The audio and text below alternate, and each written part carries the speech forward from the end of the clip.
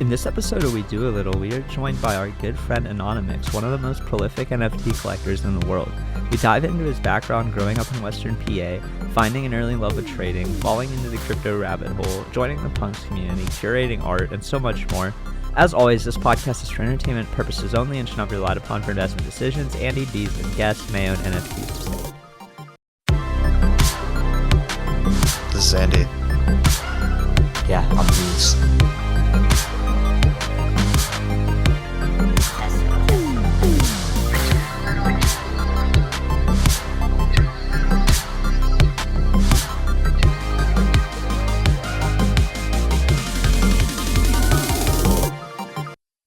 GM, everybody, we are here with another episode of We Do a Little Pod, this time with the legendary NFT collector and trader Anonymoux.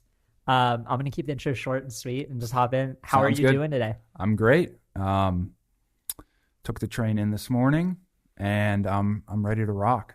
We're Looking here forward to this. in the Big fun. Apple. Yeah. Filming a week of podcasts. Looking forward to diving in. So first off, we met through NFTs. That's how I meet everybody.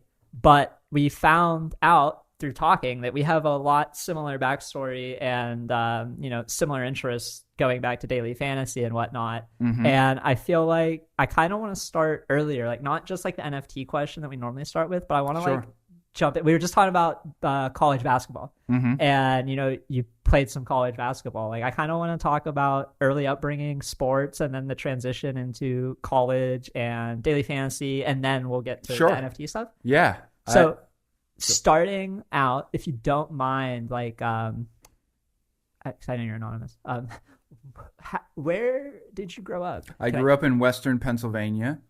Fan of the Pittsburgh sports teams, Steelers, Pirates, Penguins. I was young during like the Lemieux years and the Barry Bonds and Bonilla years with the Pirates. So it was fun being a kid, in Western Pennsylvania during that time. And then surprisingly, like that was the time frame where the Steelers weren't that good. Mm-hmm. And then when the Pirates completely fell off and, with Ben in the early 2000s, then I got to, be spoiled with the Steelers for the last 20 years. Have you been, and are you still a lifelong Pittsburgh fan in every sport? I am a lifelong Steelers fan, and I will say I'm Pittsburgh biased, but I just don't follow the other sports enough, especially that I've been in crypto and NFTs to be an actual fan. Now, when the Penguins are in the playoffs, I'll follow them. I don't remember when the Pirates were last in the playoffs. It might have been 92. But Steelers football Sundays, that's something that I make a point to kind of interact with. I feel like there's something so out. ritualistic about sitting down on a Sunday and watching football that even like outside of the enjoyment of the sport itself, there's just something really nice about it. I have so many family members from Newcastle, Pennsylvania, which is a little northwest of Pittsburgh. Yeah. And like the Pittsburgh fans are different. I know a lot of Browns fans, a lot of Steelers fans, a lot of Bengals fans. Like there's something in the Pittsburgh water, the Three Rivers, where like they're just another breed. Yes, and I like to. I tell a story a lot. When I finished graduate school, I worked at a large bank in Pittsburgh, and Monday, and so I had that kind of like corporate environment and walking downtown and all that.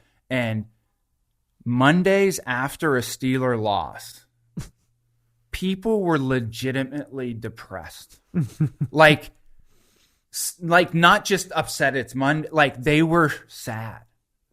And I've lived in other large metropolitan areas, and I think every kind of fan base likes to think that they're that passionate, but I've never seen any. And I guess I'm biased from being from Pittsburgh, but it's just incomparable. Like people are legitimately depressed. Yeah. Mondays. And it's not even just like the Pittsburgh city. It's the burbs 45 minutes out where like it's ruined their week just as much. And it's like, Yeah, there's not, I guess, a lot to look forward to in that area. So our sports teams are like, all we have to look forward to in a sense. So there is that. But one thing I'm curious is, we're talking about basketball. Grew up in Western PA.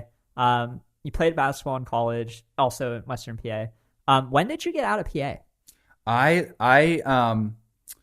played 5 years, including a redshirt year in college, Division I basketball, and then I had 1 year left. Finished up my MBA, and in about 2006, I was looking for investment banking or hedge fund trading jobs. So I was interviewing in New York, DC, Boston, and I relocated to the Washington DC area at that time. So I've been outside of Pittsburgh for almost 20 years now. But all of my family, my college friends, high school friends, all still live there. So I get back, 4 or 5 times a year. So you're in DC around the 2008 election? Yes, I was. Did you notice any shift in DC during that election or after it? I really don't get involved in politics. Yeah. Same. So I just kind of keep my head down and don't get involved with any of that. But in a general sense, it just felt like that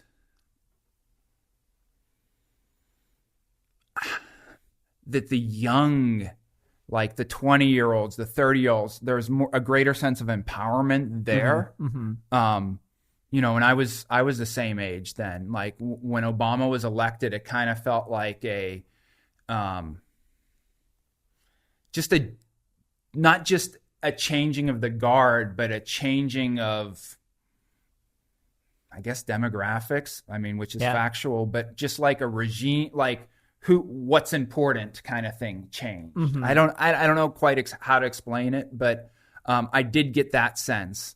And then I'm living in the suburbs now, so as things have changed over the past decade or so, I haven't really kept my pulse on it. Yeah. But I found it safe to just stay out of politics on the general sense, especially if you don't know what you're talking about. And I don't know what I'm talking about. Oh, not at all. That I'm the same way. It's like I'd rather I'll have my opinions that I loosely hold, and I'm happy to argue with you about them because I like arguing about anything. Yeah. Yes. But I'd rather just not think about it. I have other things I'd rather spend my time on. I'm always curious. I went to DC a few times as a kid, but it was always like, we're going to go look at the museums. We're going to go look at the government buildings. Then we're going to leave. I never lived there, but I always wondered how was that culturally there versus like in Columbus, no one really gives a fuck that much about politics, but in DC, I feel like there'd just be you're at a bar and you're just overhearing it because you're in DC. There's a lot of that.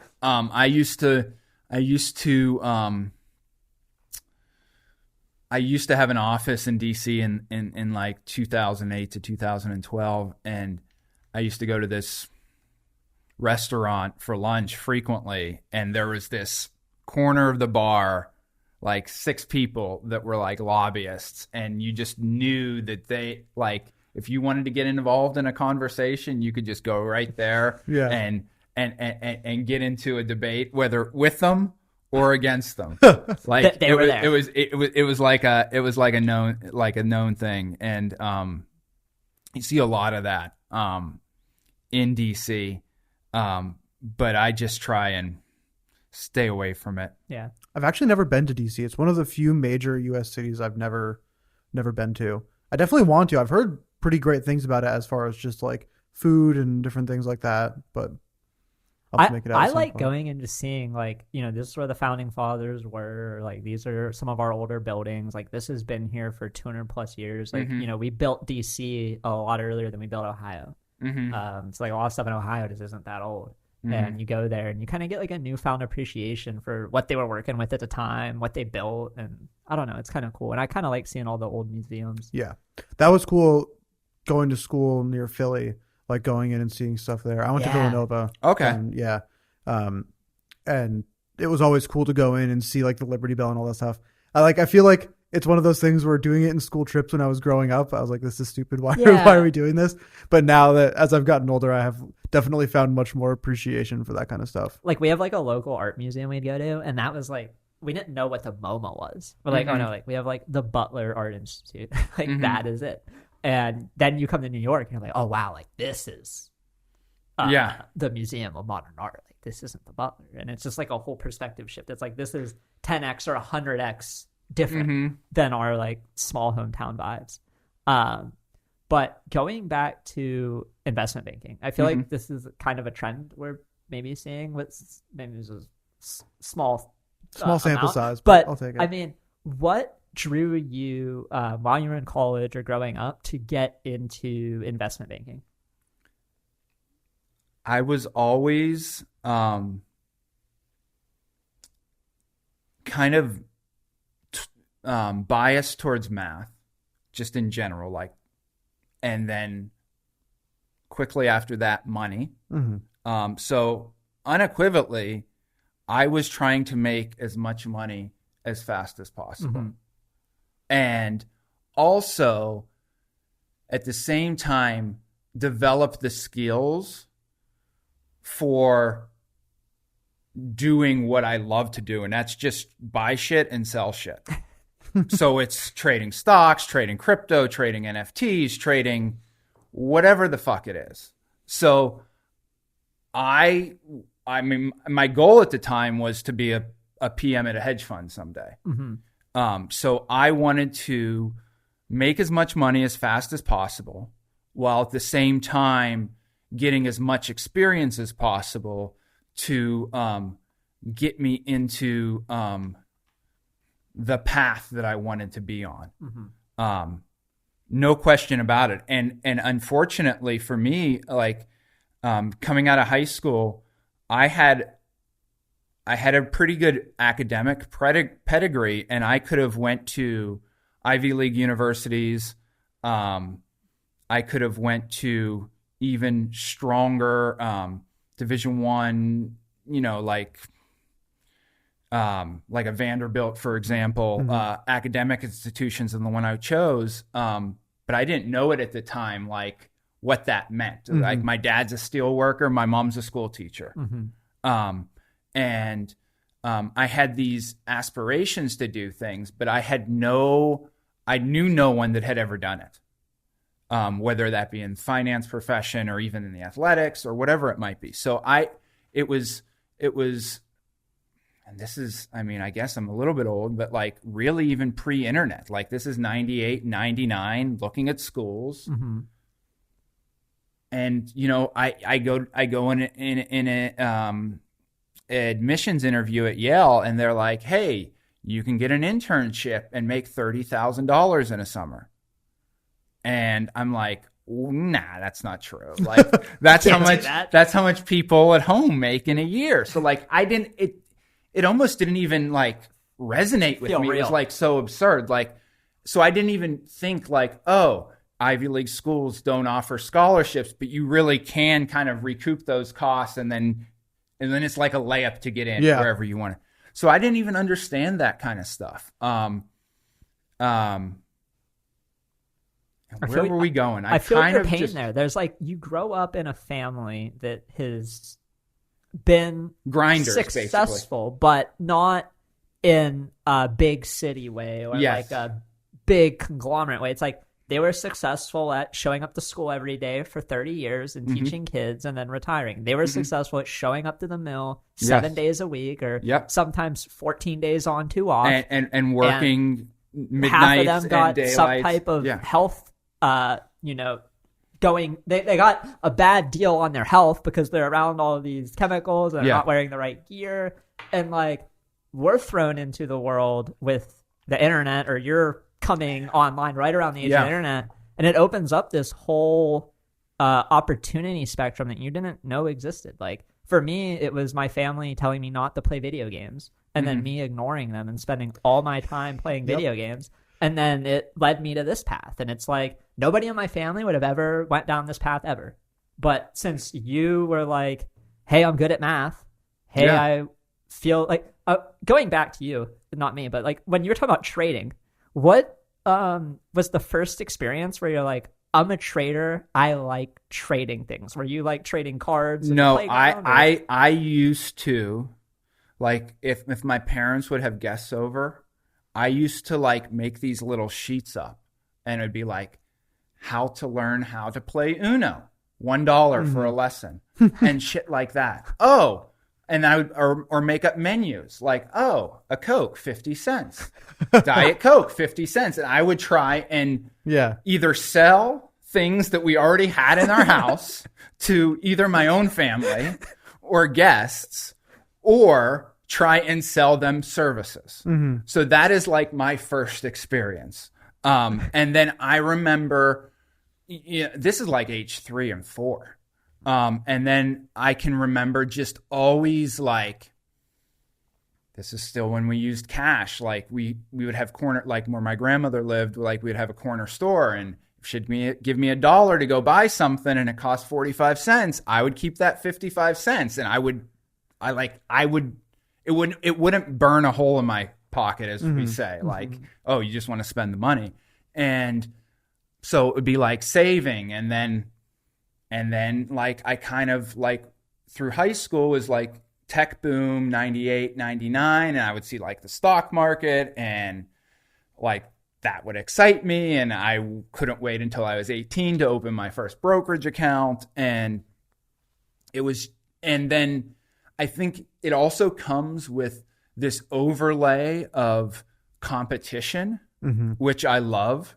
And that be from sports growing up to video games to board games to card games, whatever it might be. It's the competition that I love just as much as the money is just like the scoring system as to whether or not I'm winning or losing. Or obviously more is better than less, but I just like to win. Whether it's against my kids at Mario Kart or, out trading somebody for an NFT or, whatever it might be. I think that was one thing that took me a really long time to like realize is I'm also insanely competitive, really like games, board games, video games, sports. And I always like growing up, even in college, was like, finance is boring. It's stupid. Like I like games. I want to like build video games, or I want to be a competitive Hearthstone player at the time. And then like eventually with crypto, I realized like, oh no, this is also just a different game, but there's a lot more money on the line. And it's like just another fun challenge. And it took me a very long time to like make that realization that just like DFS or anything else, it was just another market and place where you could try to beat other people. I used to run from like financial thinking because everyone in my family is like, okay, don't have money to pay for my college. Okay, I'm taking out loans. Okay, I fail out my first year and my loans double, and now I'm going through Sally Mae.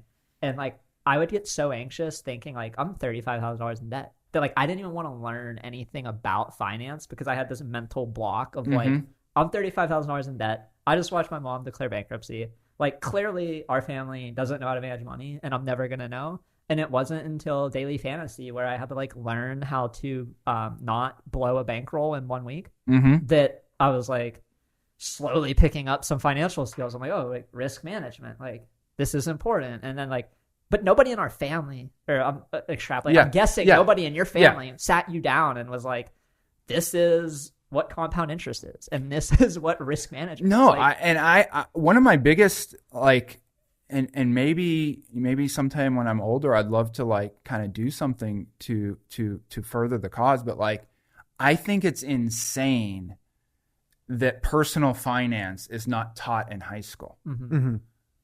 Like it is literally insane. You should know how to have a checking account, a credit card, taxes. It could be a 9-week course. And it's literally because like,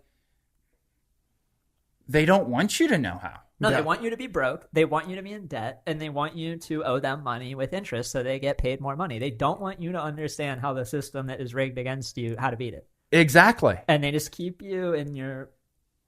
It's insane. I know what you're saying because it was like, I felt like, the Plato's allegory of the cave. Like I came out of the cave when I realized what to do with finance. And it wasn't just like, oh, I make more money than I spend on rent, and then I can use that leftover money on food and weed. It was like, oh no, I need to be saving. I need to be looking at index funds. I need to be looking at, 7, 8, 9% a year. What does that look like over time? And like a whole bunch of shit that I just had no exposure to as a kid, and like was scared of as a young adult in college because I put myself in debt immediately and was like, I don't think I'll ever get out of this hole. And there's even like, I see stuff or I have friends message me because they know like, and these are smart people, and they'll be like, hey, this car is 0% for 5 years. Should I take advantage of it? And I'm like, as long as you realize you have to pay this money, it's free money. Like, you should not pay an extra $10,000 or $20,000 now if you can wait 4 or 5 years to outlay that. Yeah. So yes, but like even that, like to me is just so intuitive, and I can just kind of like drop that in that corner of my brain. Like, okay, this is just a monthly payment, and it's a lower monthly payment now because it's 0%. Whereas just the thought of probably even my parents, like, oh, debt, bad. Like, I can't do this. But there are things that if you just even have some knowledge or just way to repackage it or relook at it, it's like you're actually doing the wrong thing by not taking advantage of it. Yeah, that's how they're offering you a discount. Yeah, I joke that the like worst financial decision I ever made was paying off my student loans. Yeah. I still haven't paid mine off. Yeah, and it legitimately was because I had done decently well in crypto, but it was the bear market at that point in 2018, 2019, and a lot of my crypto had gone down a lot, and I was like, you know what, I can cash out a lot of this and pay off my student loans. And at that point I was other than my crypto, I was negative, $25,000 in life. And so I was like, I can cash this out, pay off my student loans, and then even if all this crypto stuff goes to shit, I'm good. And then every once in a while I'll look back and be like, if I still had all that Bitcoin that I sold to pay off my student loans. And it's one of those things where like my student loans since the pandemic, I haven't paid anything, and I don't think there's been any interest. So for over 2 years now, there's been no reason to pay. It's like, why would I pay that off? And there's a chance that some of it might be forgiven. Yeah. So it's like, I'm going to slow roll that as long as I can until maybe some of it gets forgiven. Yeah. And that just goes back to what you're saying, where like, I just didn't have the education to know. And so to me, it was just like, oh, I can pay off my student loans. Perfect. But like, if I could go back and tell myself, I'd be like, all right, well, think about kind of what that means, the opportunity cost of that versus selling a bunch of Bitcoin at $3,500 a piece or whatever. And all of that. Sell 10 Bitcoin to pay off your 25,000 loan, or less than 10. But then fast forward 3 years, now the Bitcoin's 69,000 each, and you could have had $690,000, but you paid off your student loans for 25 grand. Yeah, and you're like, hindsight's 2020, baby. But it's always like that. I feel like so much stuff in the crypto space at the time feels right, and then later on you're like, what the fuck was I thinking? Like, just recently with this little run up, like we were looking at ETH at 1,200. I think it's pretty cheap for given everything considered. We're at POS, we're burning ETH. Like there's not much inflation at all. Some days are deflationary. People are still using this chain every day for activity that isn't even directly related to the price of ETH. People are still buying pixelated feet pics. And and it just went deflationary the last 48 hours or so. Yeah. I feel like does it switch on and off? Like some... It's kind of towing the line a little bit. Some days are good and then some days But even then, we're still only sitting at like, what, 14 to 20 gas, like average Guay cost? It's been a lot cheaper. Yeah. Like, I mean, last year, I remember paying over $100 for transactions and being, this is the cost of business. Yeah, I know. Now it's like a free mint is costing me $8, and I'm like, I'm going to put it in at like 50% lower gas and just see if it goes through. Like, it's like a whole shit. It's crazy. And so how did you eventually go from finance stuff? What was your kind of first experience into crypto? So I had been familiar with crypto loosely, like I knew Bitcoin existed. Never, and in hindsight, I can say I wasn't too intimidated to get into it. And then I think it was, I want to say August of 2017. and I think BTC was around 4K ish. Sounds about right. And I was still a lot in TradFi at the time, so I was watching a lot of CNBC, and Jamie Dimon's thoughts on crypto were always highlighted. And I think Dimon came out and was anti-BTC again, as he still is. And I remember crypto dropping from like 4K to like 2.6 or something, BTC. And at this point, Bitcoin, I had watched it get to that point, and I was now kind of like, oh, I missed it, like internally, like, and then I saw it drop, and I was like, okay, this is my opportunity. Yeah, no, I wasn't even yet. This is my opportunity. I was still like, okay, yeah, it's coming down now. Like, no, here we go again. So exactly, It's like I was right. Exactly, I was right. Okay. So 6 weeks later, it reclaims 4K. And I said to myself, I was like, okay, this is stupid. I have capital that I can invest in this. Yes, I do like to take large concentrated positions, but I can buy a few BTC and just own it, and let's just read some more about it and just stop. And if you lose it, you've taken Doesn't matter. Way worse losses. So did you buy it on like Coinbase? Yeah, I think I bought one BTC on Coinbase in maybe September of 2017.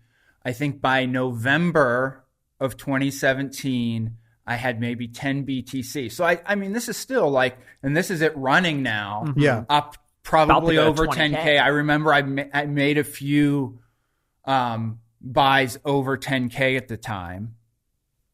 And I think then it gets over 14K, and I'm like, I'm not buying anymore. But actually, like, my position is still relatively small enough that I'm not selling any either. Yeah, just but ride let's it just out. keep Don't let's want to just deal keep with taxes. Exactly. And so it climbs to 16, blows off at like 19 plus, or maybe a little over 20. And that whole time during that run, I was like reading more and more about it, and I was like, shit, I missed this. And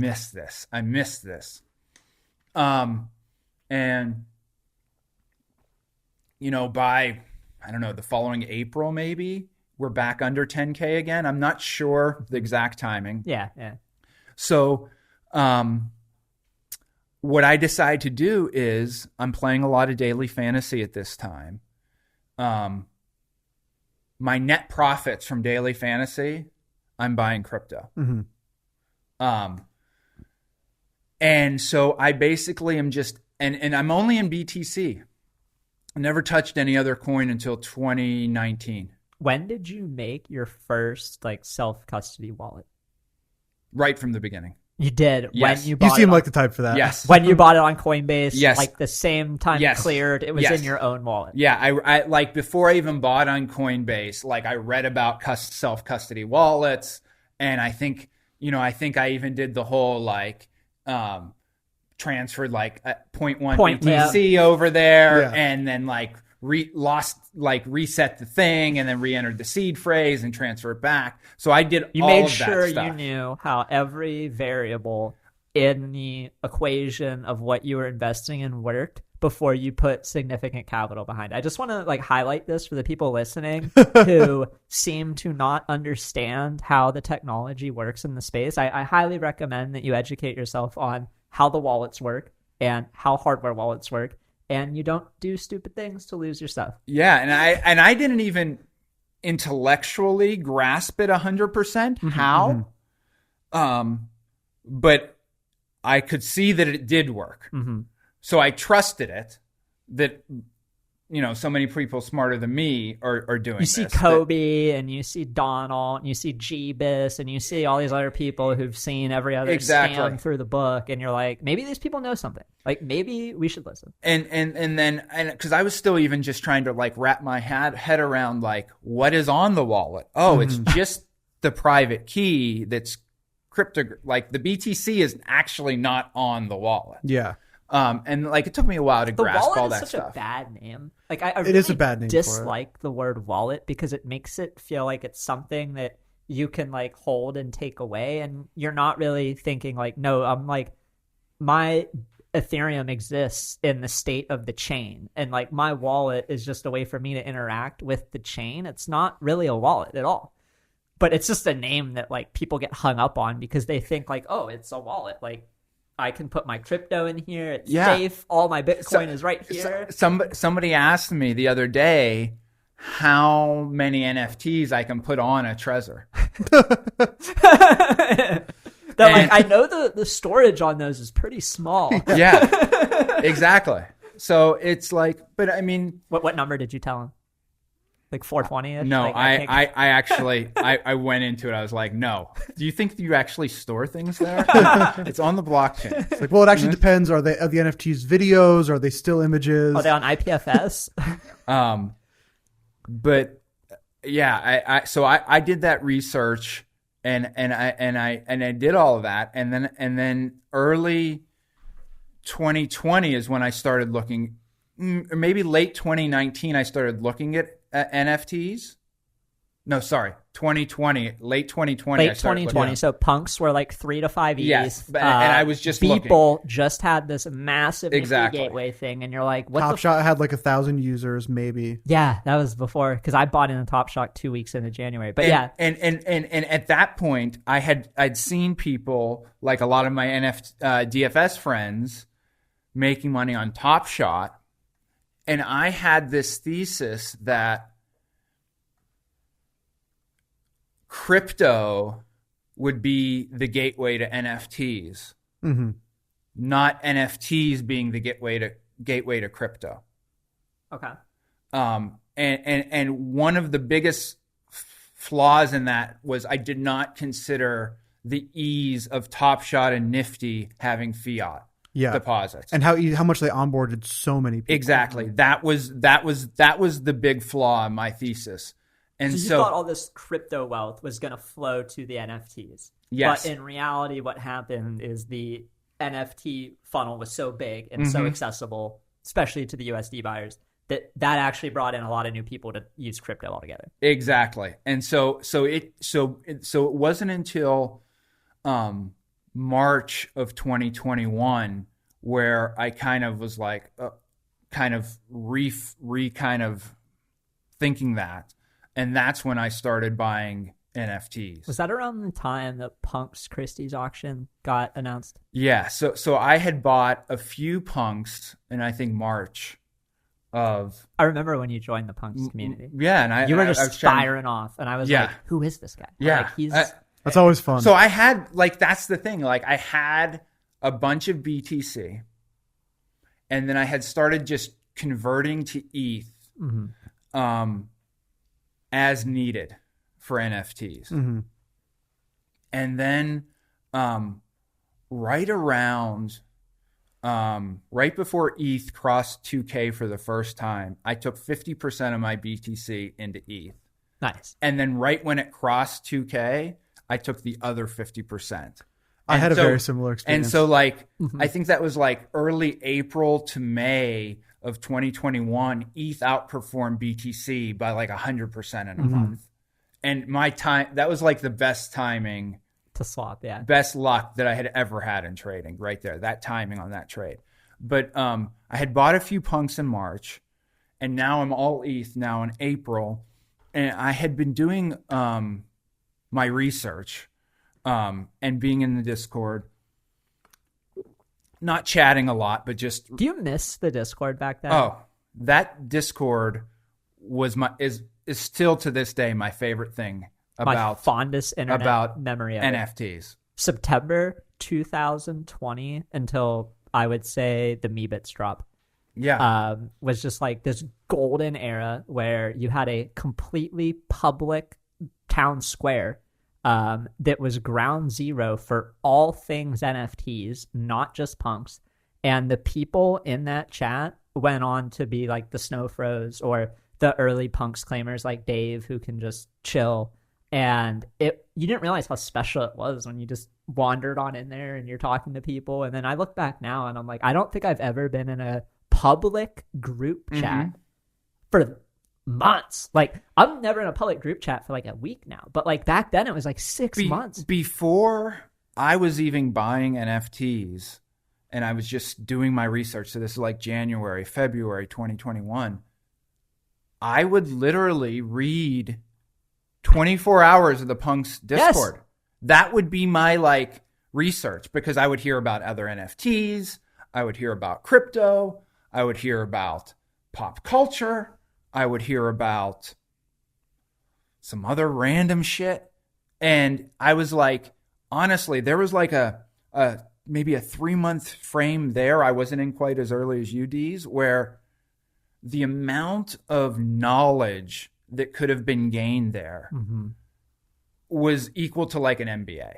Yeah, it was crazy. And you could have got it in any area. And if you were legitimately interested, you could have dug further if you wanted. And those people were accessible. And it is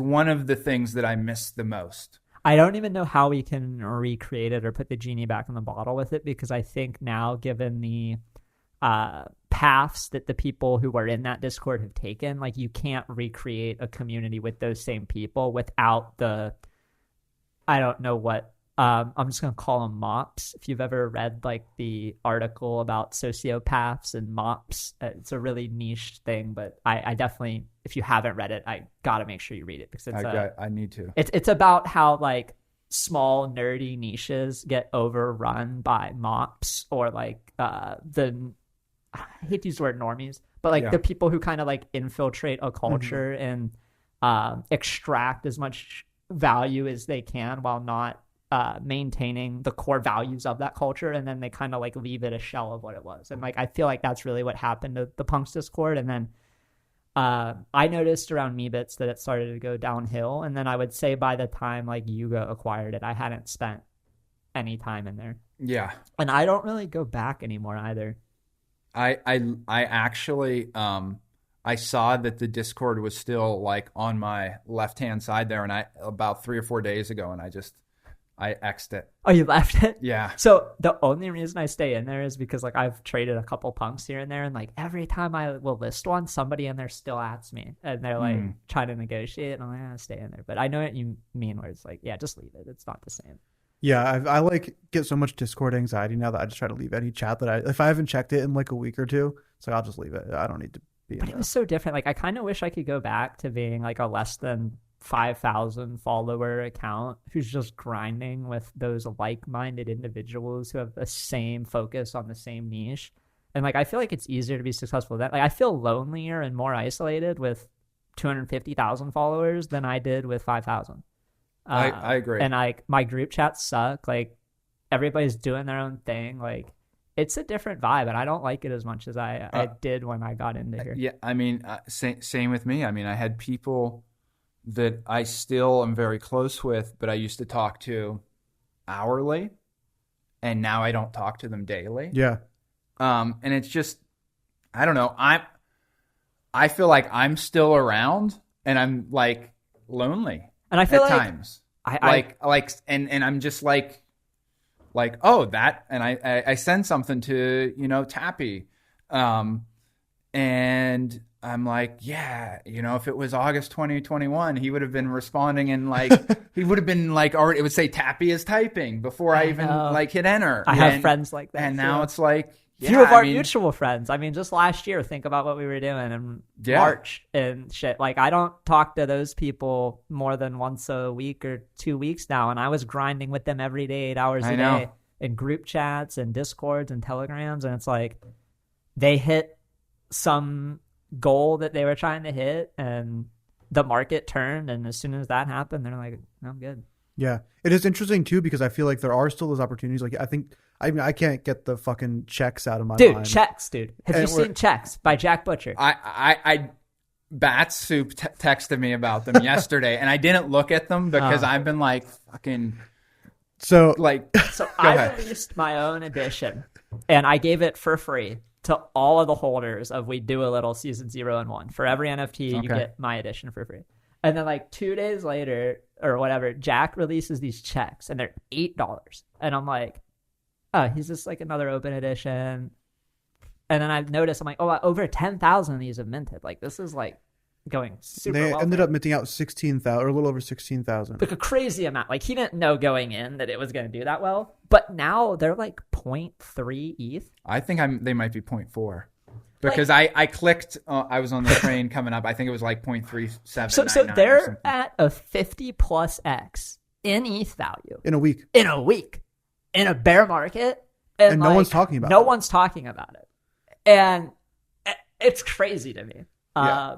And there's other opportunities like that are fewer and farther in between. But it feels like so many people have checked out that, like, if you can just keep curious, like, that's what I learned in 2018. I became very uncurious. I like lost most of my money, then lost all my money, and then was like kind of going through a depression where I was like, okay, I just need to DCA, like kind of like you, but I was taking profit from my job and just being like, I could buy a couple $100 worth here and there. And I did that for like a year, but I wasn't curious during that time. Like, I didn't keep up with all the DeFi stuff that was being built. And then, like, you know, pandemic happens. May, June roll around, everyone's talking about Uniswap, and I like hadn't had any idea, like, what the fuck's Aave? Like, where at the time it was Lend. I knew Lend because it was a shit coin on Binance that went way up and then went way down, and I was like, wait, this is like doing something again. But had I stayed curious, I feel like I wouldn't have missed YFI, like the early yield forming stuff in July and August. But since I wasn't curious, and then I had that hesitancy that you mentioned, or like intimidation of, fuck, I gotta learn like how this decentralized exchange works, like what's a liquidity pool, like I bought a rug, what does this mean? Like, I can't sell it. Like, I had that too. I was really burnt out because I was working at Maker for so long, and I was just like really tired of the slog that was the DeFi stuff. And then in March 2020, when the crash happened, like, that was incredibly stressful, like working at Maker during that time, because you're creating a decentralized dollar that is and supposed like we thought to it was survive a volatile occurrence, and then you get like a fucking black swan pandemic. Yeah. And so like that was really, really intense. And so then for a while I was pretty checked out. And so the same thing, like I missed YFI, and like I really shouldn't have. Like I knew it was happening. No, so I did not miss Yam. I missed Yam too. So that was what brought me back to it. So Compound. So I missed YFI. Compound releases their like farming. And all during that time, I was like away for a week on vacation with Allie's family, and I didn't have my ledger. And so I always tell her that was the most expensive vacation of my life. And so like I wasn't able to do anything. And then when Yams came out, that was the first time in a really long time where I had a lot of fun with crypto again, where it was like, yeah, I was making money, and obviously it's fun to make money, but it was also just like so fucking stupid, and it was ridiculous. And there was something about it that like kind of reignited a lot of excitement for me about the space. So it was the first time it was like this new weird thing that was happening, and people didn't really understand it, but we're putting all our money into these weird food coins and all of that. And that really spurred a lot of my curiosity into NFTs, because I then was like, oh, this can be fun. Oh, NFTs seem kind of fun. And for me, the big one was Top Shot, because I'm a huge basketball fan. And so like in the same way that you guys talk about the Punks Discord, it was me and like 3 other guys who were basically we were essentially market makers on Top Shot at the time. And we were like 50% of the volume, and we were in our private Discord chat just chatting every day. And then all of a sudden, like, Bales and Peter Jennings start buying moments, and we're like, holy fuck, like, why is this happening? But our whole thing was we thought we had more time to accumulate. Yeah. Like, it's happening too fast. You didn't have a season. Yeah, we were like, we thought we had more time for this. Were you paying attention to all the Uniswap stuff before you got into NFTs? I was loosely following, but I didn't participate. Yeah, because that was like my 0 to 1 experience was like gem hunting on Uniswap. That Uniswap summer. Fortunately for me, going back like March of 2020, that Thursday when BTC dropped from like, I don't know, it was like 8K to 2,800 or something, or yeah, 7K. It was really bad. That Thursday, that was the like, I love taking risks. I had stink bids set like way down. That was the first time like I canceled stink bids. Like I was like, holy fuck. Like, Yeah. and my timing, I had just put in like a huge chunk into BTC like 5 days before, because this was COVID and equities kind of rolled over like 4 weeks before BTC. BTC kept holding like 8, 9K. And I was like, wow, this is the moment where it decouples. Yeah. And so I just kept pushing BTC crypto harder at that time rather than equities. And when it broke, equities, everything included, those 3 days in March, I lost 80% of my net worth in 3 days. I always tell people, I try to tell people just how bad it was, because I think a lot of people saw like the Luna stuff and everything with FTX, and like I have a really hard time, I think, getting the message across of like, yeah, those were all really, really bad, but March 2020, it might not have been as much monetarily that was lost, but that was the only velocity. Time. Yeah, We were sitting there, and that's the and you and don't you're like, expect the same. Like, look, all of crypto is volatile. Yeah. But I was in BTC. I wasn't in Luna. Yeah. And at the time, I felt like it honestly felt like it could spiral to zero. I feel like BitMEX turned off. Yes. Their order book crashed. It crashed. It crashed. That's what stopped it. Crashed. It was But like honestly, I feel like it was a dude who just fucking unplugged it. And It was like Arthur was like, this isn't happening. it was I'm like gonna crash it. Like, but there's like a. it was like 10:30 p.m. on the East Coast, and I There's remember like liquidation. I had been at my computer and for like 12 hours, and BTC bottomed at like 2,800 and recovered to 3,200, and I felt like I was floating. I was like, holy shit, man, we're back. Like I can go to sleep now. Well, because it was like I was so exhausted but so relieved. it was the only time I ever was like, oh, this actually all might go to zero, and like this was all worthless. Like, it was just a combination of watching the XBT wrecked Twitter feed and then actually being on BitMEX and just watching the orders, and it's just all red and it's all liquidations. Like, you know, the red liquidation only text, like, oh, this is a liquidated order. It was like the whole order book was red, and you're like, that doesn't look great. There's like not any bids anywhere. And then it drops another $1,000, and you're like, there's still not any bids. So I was fortunate to get back into equities pretty quickly, like by late April.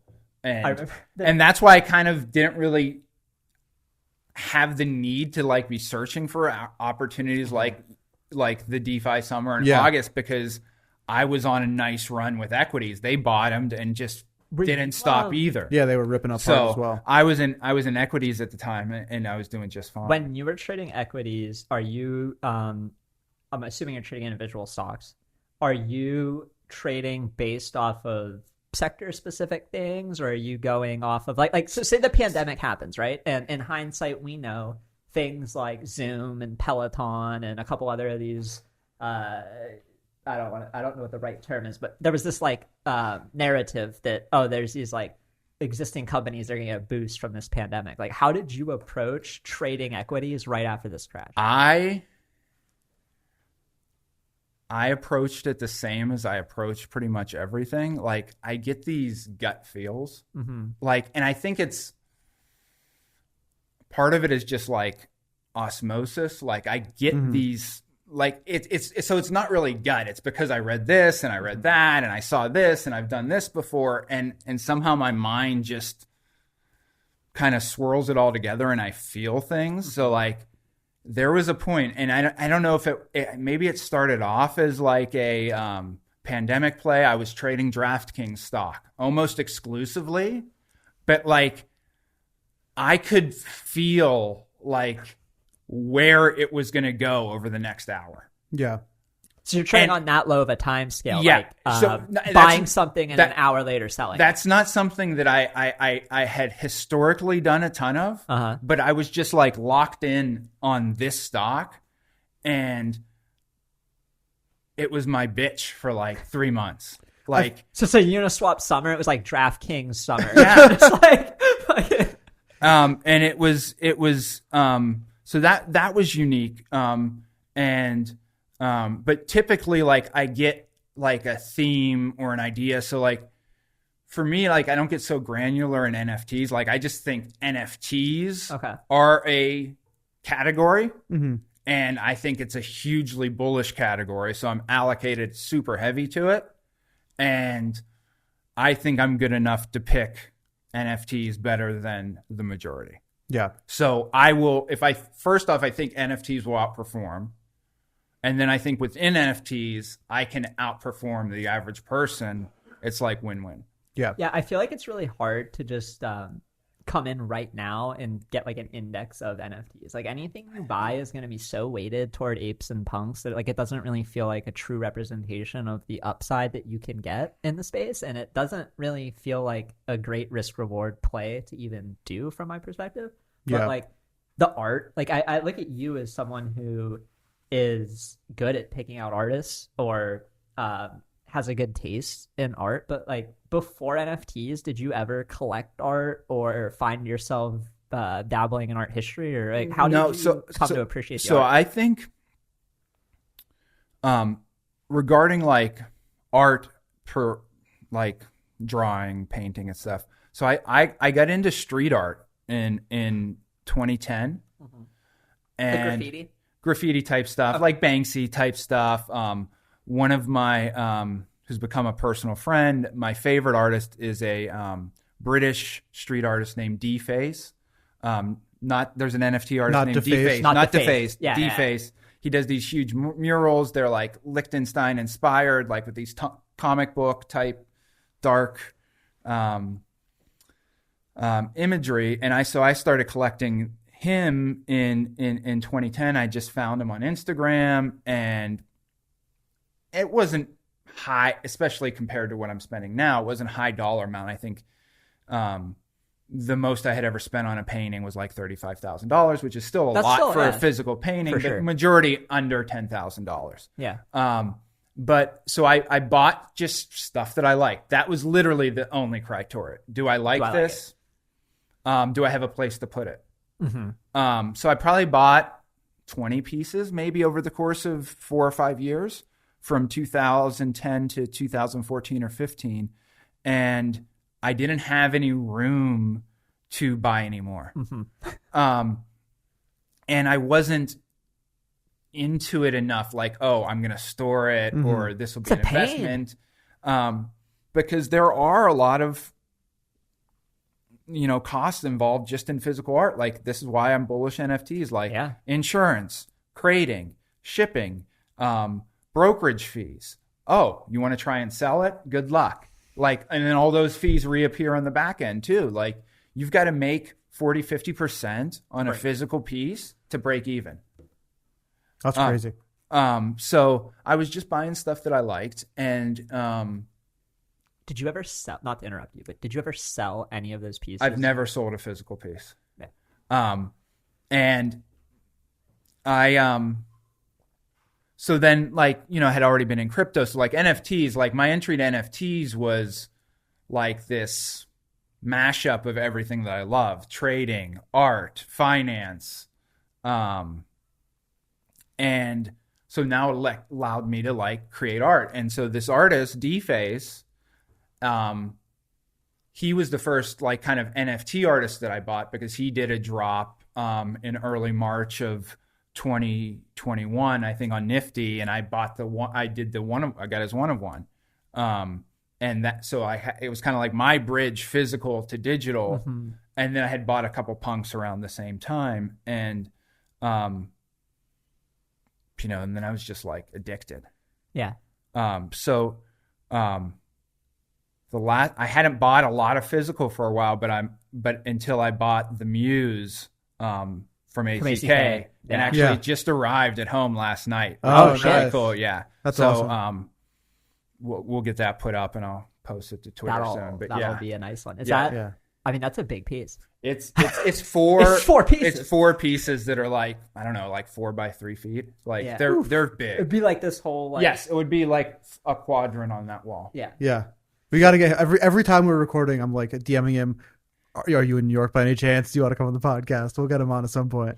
But yeah, I mean, that's the cool stuff about, like, those are the stories that I love about NFTs. Like ACK, you know, what was it, in the summer of 21? He was like putting punks' heads on just like still images, and that was his thing. And then he does a collab with Xcopy, and the rest is history. Crazy. Well, I remember because that was my first thing that I bought from him, and you messaged me, and I had no idea who he was, and Deez is like, buy this thing, no one knows, but it's a collab with Xcopy, and I'm like, okay, like I trust you, sure. And what was it, like 0.2 ETH or something? I ended up selling mine for like 25 ETH or something. It was free. But at the time, ACK, he did this drop. I'll never forget this. It was right after VVD bought that Dazzler Pepe, the pegs, for like 300 ETH. Oh man, Pepe. And ACK made a 101 that was highlighting the peg cell, and VVD was very confident that this piece was a tribute to him. Icebags and I were on the phone together, very drunk, at 4 a.m. bidding up this piece. And it got to the point where, like, I told Icebags originally, like, I'm good for like 10 ETH. Like, we'll go up to 20. And then there was a point where it got to like 25 ETH, and Icebags was like, we're just going to win. Like, you could put up your whatever, and we're gonna win. So like an hour later, we're extending this fucking auction, and I think it went for like 40 some ETH, and we won it. Mm-hmm. And then the next day, VVD messaged me and like wanted to buy it for a premium. And I told Icebags, I'm like, we need to sell this. Like, we didn't even, like, I wanted to pay 10. Like, I mean, I wanted to pay 20, and then you were like blitzed, and we're just like, we're fucking winning it. And then VVD was like, he wants it. I'm like, this is such a win-win-win. Like, we make a little bit of profit.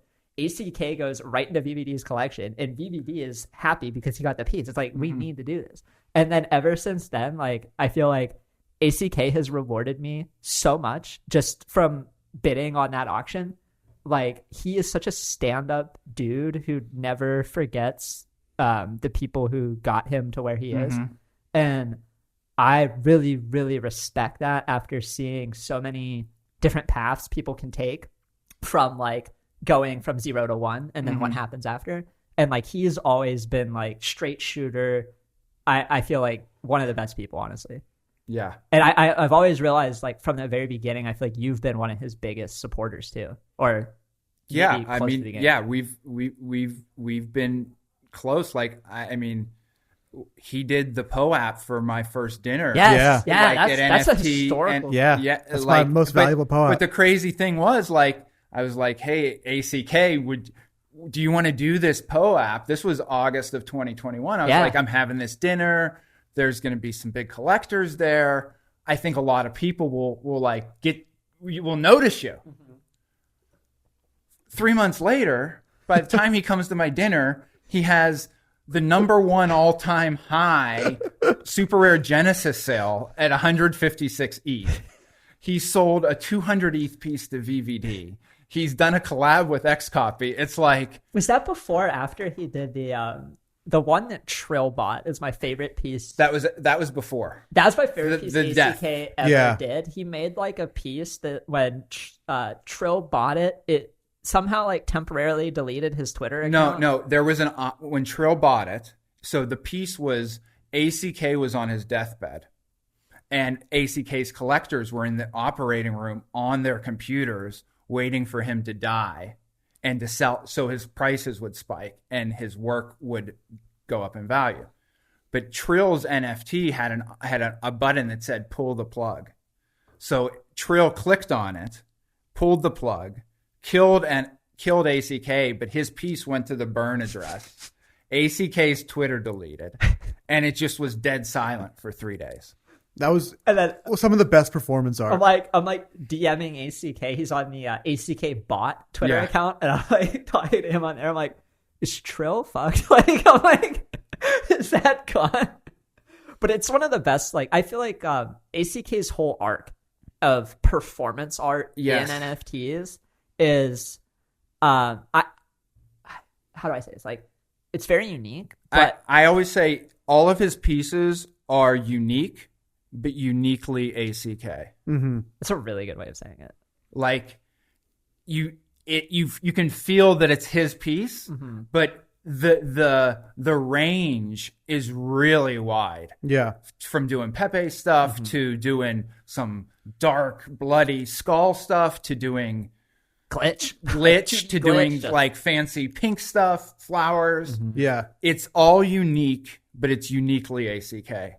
And I think as I look forward to like his supply and his arc as an artist, because his pieces are so unique but uniquely ACK, like Trill will never sell that. No, piece. that's the thing. Like It's not just and I love X copy, but it's not just another X copy character piece. It is a unique piece that like is unique to Trill. And it has his unique experience. Yes. Exactly. Like, and there's a piece that I own that's the same way, and that Protein Prosecco owns the God Tier piece, which is like over the stock chart and the muse's head. Like it's so like his future supply, like he doesn't have a lot of secondary sales other than editions, because the one of ones are locked. Yeah. You feel really connected to a piece when you have that experience of purchasing it, when it's not just like a transactionary, oh, I'm going to give you X amount of ETH and get this picture. But it's like, you had me on tilt for 3 days and you made me think I could get anything. Yeah. And that is like, I'm never going to forget that. Or I mean, I'm saying that from Trill's perspective, sorry. But like, I can imagine that like, he'll never forget that. In a similar vein, are there any other artists that you like who are doing more of the performance art type of drops, or? I don't think so. I don't. And if they are, they're actually probably doing a great job, because I don't realize that they're doing it. Yeah. Like I think I said, like, the best performance art is art that you don't even realize was performance art until it's concluded. Like, would you have said Sartoshi would be in that category or no? I wasn't.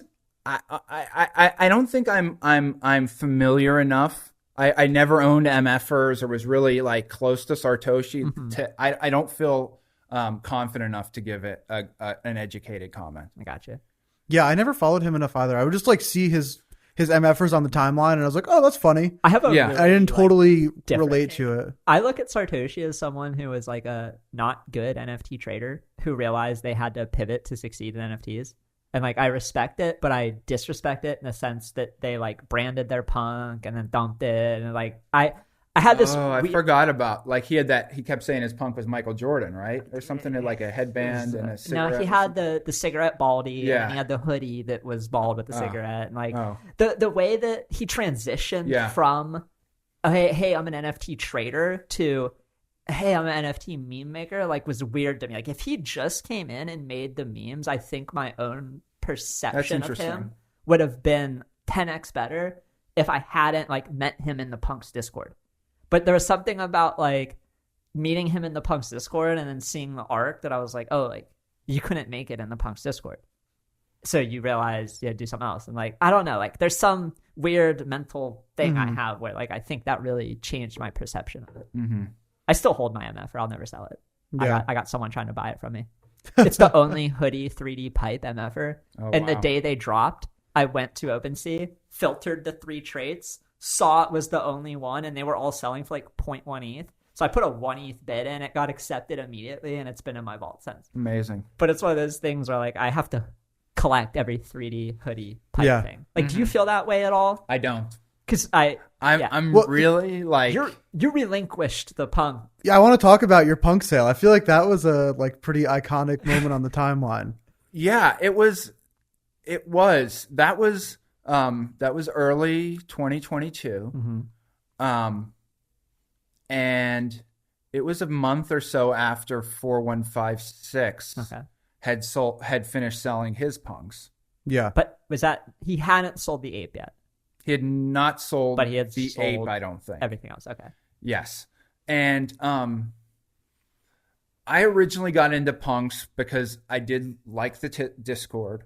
I also recognized them as like a store of value, that I could have liquidity, kind of some upside, but also some price stability within the NFT space. But I knew that, like, I mean, even to this day, like one of ones and stuff is where my interest really lies. So like they were just kind of there holding value. And then when I found X copy, I bought X copy. When I found FIWO, I bought FIWO. And then I kept my, so then I had sold them off by the end of 2021, except for my hoodie, which was my PFP and kind of my identity. It almost still is in a way. It is. But we'll talk about that later. And late in, well, obviously I had great success with Gremplin and Toads, trading Toads. And I had always been a huge Gremplin fan. And I had Gremplin make me just a GIF of some Nouns glasses on my punk. And I had that as my PFP for late 2021. And I started thinking to myself, I was like, yeah, punks, like, you know, I think I've established a name for myself enough at one. And two, I have enough confidence in my collecting and my taste that I'm comfortable enough in myself to be like, I have no problem having a punk as a PFP that I don't own. Well, technically, it's like not a punk. It's, it's a Gremplin one of one. Yeah. So I go to Gremplin. I said, hey, Gremp. And I know he's close with 4156 and Nouns. And I said, would you, if I sell my punk, would you be willing to mint me a new NFT using my punk, but minting Nouns glasses on it? And he's like, yeah, I would love to do that. And he was like, I even have this super Gremplin contract and it'll be token 0. And I was like, great. Send it. And I said, well, I'm going to get a decent chunk for this, for my sale. How about I make a donation to the Toads Treasury? Because I know Gremplin didn't want to be paid to do it. So I was like, I'll give 42.069 ETH to the Toads Treasury. That's a hell of a donation. Yeah. But at the same time to me, like, I think, oh, okay, well, that's what a Gremplin one of one is worth. And I think, not that I know if I'll ever sell it, but that if I keep doing what I'm doing now, a decade from now, like the provenance embedded into my Gremplin one of one PFP, I believe will be arguably greater than the actual punk. Yeah. It almost goes back ways. to like the argument around like CC0 NFTs and all of that, of like, I agree that, you know, for any one individual punk, you definitely have a pretty solid chance of making a name for yourself that is larger. And I think like Deez has done that with his punk as well, where the actual punk itself is worth significantly less than the like brand equity that Deez has built around it. Yeah, I think you're right. And then like the honorary flywheel that comes with that, like, I mean, getting the Bored Ape honorary just kind of set a whole different snowball down the mountain that I never thought existed. Like when I bought my punk, there was no like, oh, people are going to make new profile pictures and they'll use these traits. But they were my favorite traits. And apes and toads and wizards and every project that came out that summer was like, oh, well, like apes and that other project made Deez an honorary. We're going to make an honorary. And it was like, once they see you have 6 honoraries, they're like, oh, we got to make this guy an honorary. And it's like, next thing you know, you have a wall of them and you're like, this is my identity. I can't. I think the flywheel effect of a lot of NFTs can't be understated. Like I bought an Alien Queen one of one last year and I've gotten Tabs airdrops. I've gotten Wrecked Guys airdrops. I've gotten a meme card. Like, and the one of ones doubled in value. Yes. And think about it's like RLD. So like OSF, somebody we're good friends with, and we talk pretty often and we're in a smaller chat and he was like, hey, I'm doing this thing. Like, don't feel obligated to buy, but it's 0.0 It was 0.069. It was 0.069. Yes. Like, unbelievable in hindsight. It was 0.069. And he's like, not even pushing us to buy it. He's just like, yeah, I'm going to be doing things for like the people who own these if you want to buy them. And it was like a no-brainer. We're like, yeah, sure. Fuck yeah, dude. Like, you're our friend doing something cool. And then like a year later, we got wrecked guys. We got 12 monthly airdrops that are all worth half an ETH. It's like, what the fuck? It's like Clonex. Same thing happened. I was buying Fiwo shoes off Nifty Gateway. I bought my first pair because I didn't really, I couldn't afford a Fiwo 101. Mm-hmm. Like, that was around the time of like the Sailor. And I think Yaya had just bought it, or slightly before Yaya had just bought it. And I was like, I can't buy that, but I could buy these shoes for 2 ETH. And then next thing I know, I have 3 Clonex vials. They get acquired by Nike, and now the vials are worth 20 ETH a piece, all off the shoes I bought because I wanted the shoes. And it's like stuff like that hasn't happened to me as much over the last 6 months, but like it was never in any model that I had for like what value can I get from this. I was just buying things like you said because I like it, because it's cool, and because I like the people. And I think that's what's so unique about NFTs is like these communities can go back and reward all of their holders, and they know exactly who they are, exactly how long they've held things for. And like, I think the most successful communities are going to still continue to do that. Like, people talk about how we're going to move on to NFTs as just being consumer goods that you just buy and kind of forget about. And I do see that happening, but I still think there will be really successful projects and communities that gain a lot of value still by making their collectors, giving them some type of value throughout the course of holding, like especially the one-on-ones. Like I really liked how Wrecked Guy and Tabs weighted the one-on-ones so heavily. I think like I got 15 Tabs. I got 15 for an Alien Queen for the one-on-one, and I was like, holy shit, like that. Okay, I paid 6 ETH for this. I paid, I think, 8 ETH for my one. And you just gave me back, just from this one thing, theoretically 3 to 5 ETH, depending half on rarity. the price, if not more. And like the art's good. I want to hold them because I learned my lesson at Wreck Guy. I got the Wreck Guys, and I got maybe 30 of them. And when they were like 0.4, 0.5, I was just like, there's no way. Like, these are like, I bought RLD for 0.07, and now these are like almost 10x of what that was. So I just sold like 20 of them.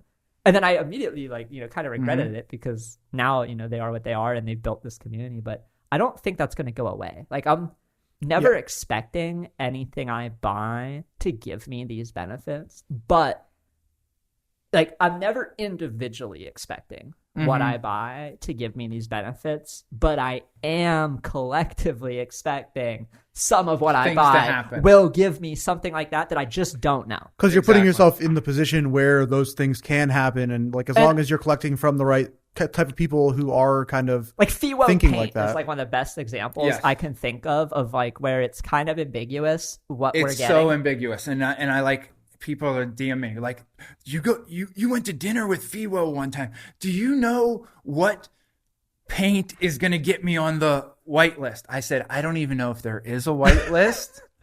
All I know is they are below mint price. They are inexpensive on an absolute basis. Fiwo is 20 years old and has the potential to be the greatest of all time. I don't know what will happen tomorrow, but I like my chances over the next decade. Fucking good was that like 2-minute trailer that came out last week? It was awesome. Like, honestly, I've always like kind of just said, oh, Fiwo's, and not in terms of what they do, but like age and stuff, like, oh, Fiwo's the next Basquiat or something. I think he's like the next Walt Disney. Like, he's Walt Disney 2.0. It's bigger than just art. I like it's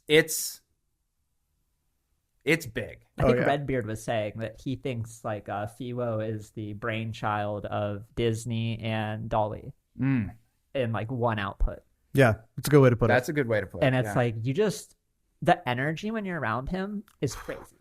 His podcast with us was wild. It was awesome. It was so great. I loved watching. So I really wish, I say this a lot, but like, I wish we had a GoPro on, because after the pod, it was like another 2.5 hours that we could have recorded. It was like We And went that and was- did errands. We picked up Andy's luggage. Like, Yeah, and like I really hadn't spent very much time with him outside of dinner here and there, Yeah. little things like that. And so that was my first time like really meeting him.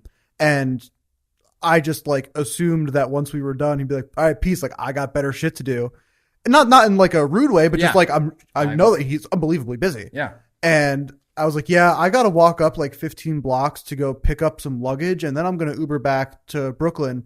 And Victor was like, "Yeah, I mean, I got to get back to Brooklyn at some point, but I'm not in a rush." He's like, I have a flight at 8:30. Yeah. I have nothing to do he was like, before "I'll then." walk with you guys." And So so we he's just went like, on this like whole adventure, and Yeah. it was just like you get to see a side of someone that we didn't get to see when we sat down because there's just like spontaneous shit happen. It started pouring down rain. "Oh yeah."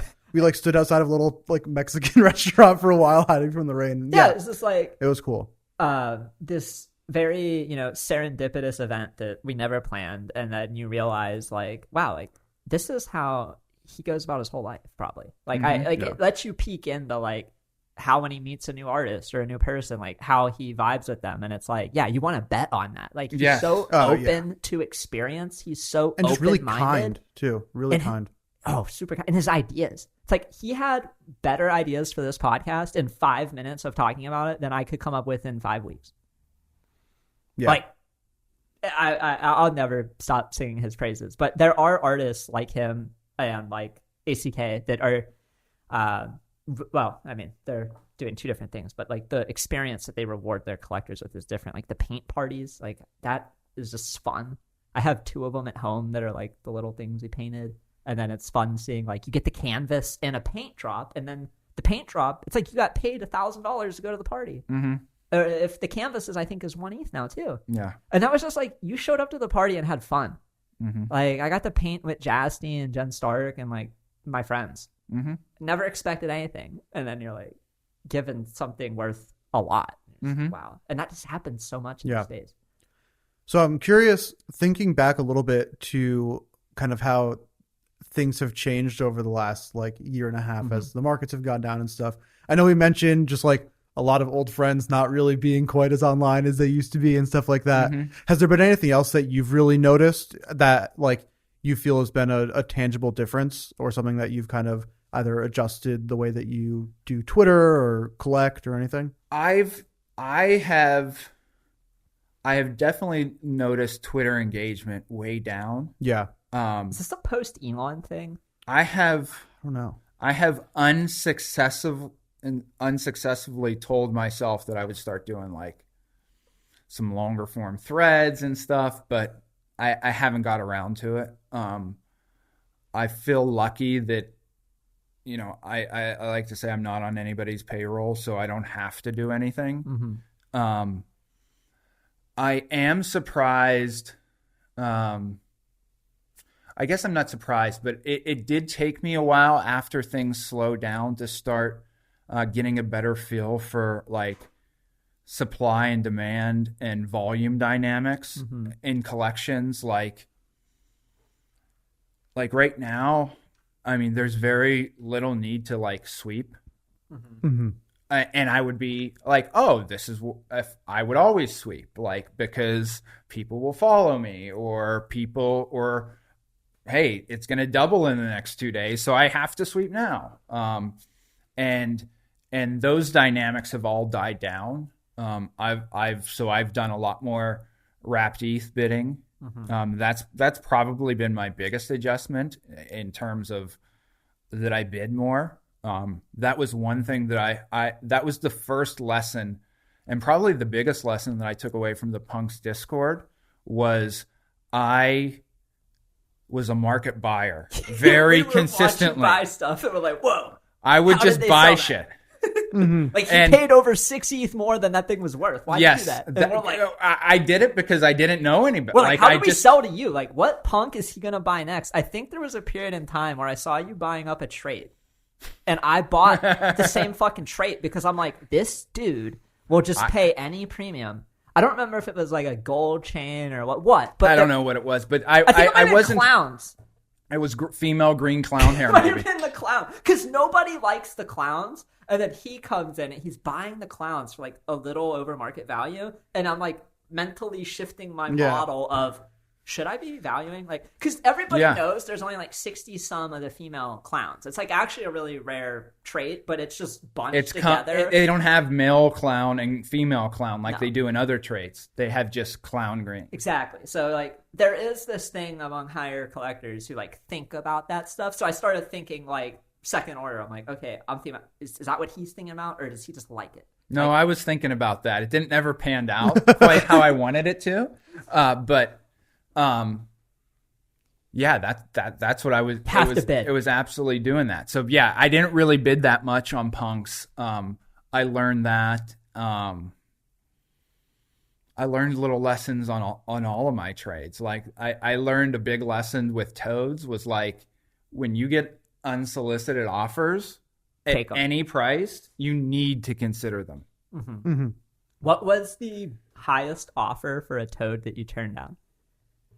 And I'm sorry if this hurts. No, it won't hurt because I was smart enough to like I don't think I ended up turning down any high offers. Really? Yeah, nothing over 3 figures.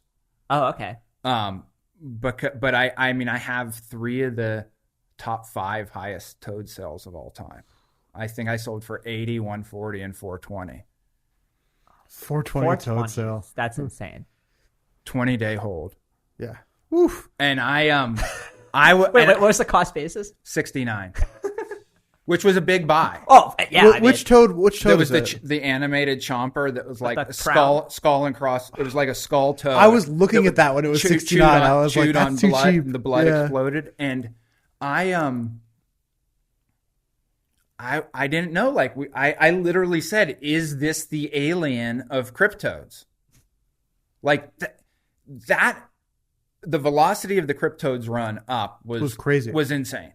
Like 0 to 14 from 0. It didn't like open at 8. It opened at 0 and grinded to 14. The day they minted, I didn't know they were minting, and I like realized they minted out. It was maybe on a Saturday night, if I remember correctly. I could be misremembering, but I ran to my computer and they were like 0.3, and I was like, I don't give a fuck. I'm just buying like 3 of them. I bought my 3, and I was like, all right, I'm chilling. And then I bought the Murdered by Franck's like special one because I was like, oh damn, this is like 8. Mm-hmm. Like the floor is like almost 1. How is this? And then next thing I knew, I think I could have sold that fucking toad for like over 100 ETH, but then we like put it in a vault, and then fucking everything happened, and it was like, oh my god. But that was like people thinking every project that came out was gonna be like toads. Like it was a mind disease for like the next 3 months of like, this is the next toads. Like people were buying Hape and Mecca at 8 because like, well, toads went to 15, and it's like these are clearly like toads was kind of like a niche indie thing in my head when they launched, and then they got blown up by like the general population, whereas like these other projects were like pre-reveal hypes that just got nuked and have never recovered. But so many people were like, oh, the toads, like if the toads can go to 15 or 20, like the cats did, they went to 15, but then milk came out, and then they've been what a shit show down only ever since. But like I feel like that toad stuff, it really messed people up because a lot of artists I know bought a toad early, didn't sell it, and then they round tripped it, and they're like, I could have changed my life, and now I just have a toad. That I still believe someday that the scar tissue on toads will go away, and they have some cultural relevance. Yeah, I mean, Gremplin is just, in my opinion, one of the more iconic like crypto native artists. He's crypto native. And he's also with the nouns, and then you've got like even like certain subsets of the toads, like the Toadenzas. Yeah, they have like that tie-in. I was at something with Tyler Hobbs a few months ago, and somebody was like, "What's your favorite NFT?" And he's like, "My Toadenza," and I was like, "Noted. That's cultural relevance." Like, when the creator of Fidenza said he likes the toads, like that's real shit. And maybe it doesn't mean something tomorrow, but it could mean something in 2 years and certainly a decade from now. Yeah. Or even like I have a bunch, like I've sold off a bunch, I think I still have 20 or 30 toads, but I have a lot of nouns toads because I love the nouns glasses. I legitimately do. And it's a Web3 kind of icon. And those could have value within toads as well. They could be like equivalent to like the Punks hoodies or something like that. Yeah. Over time.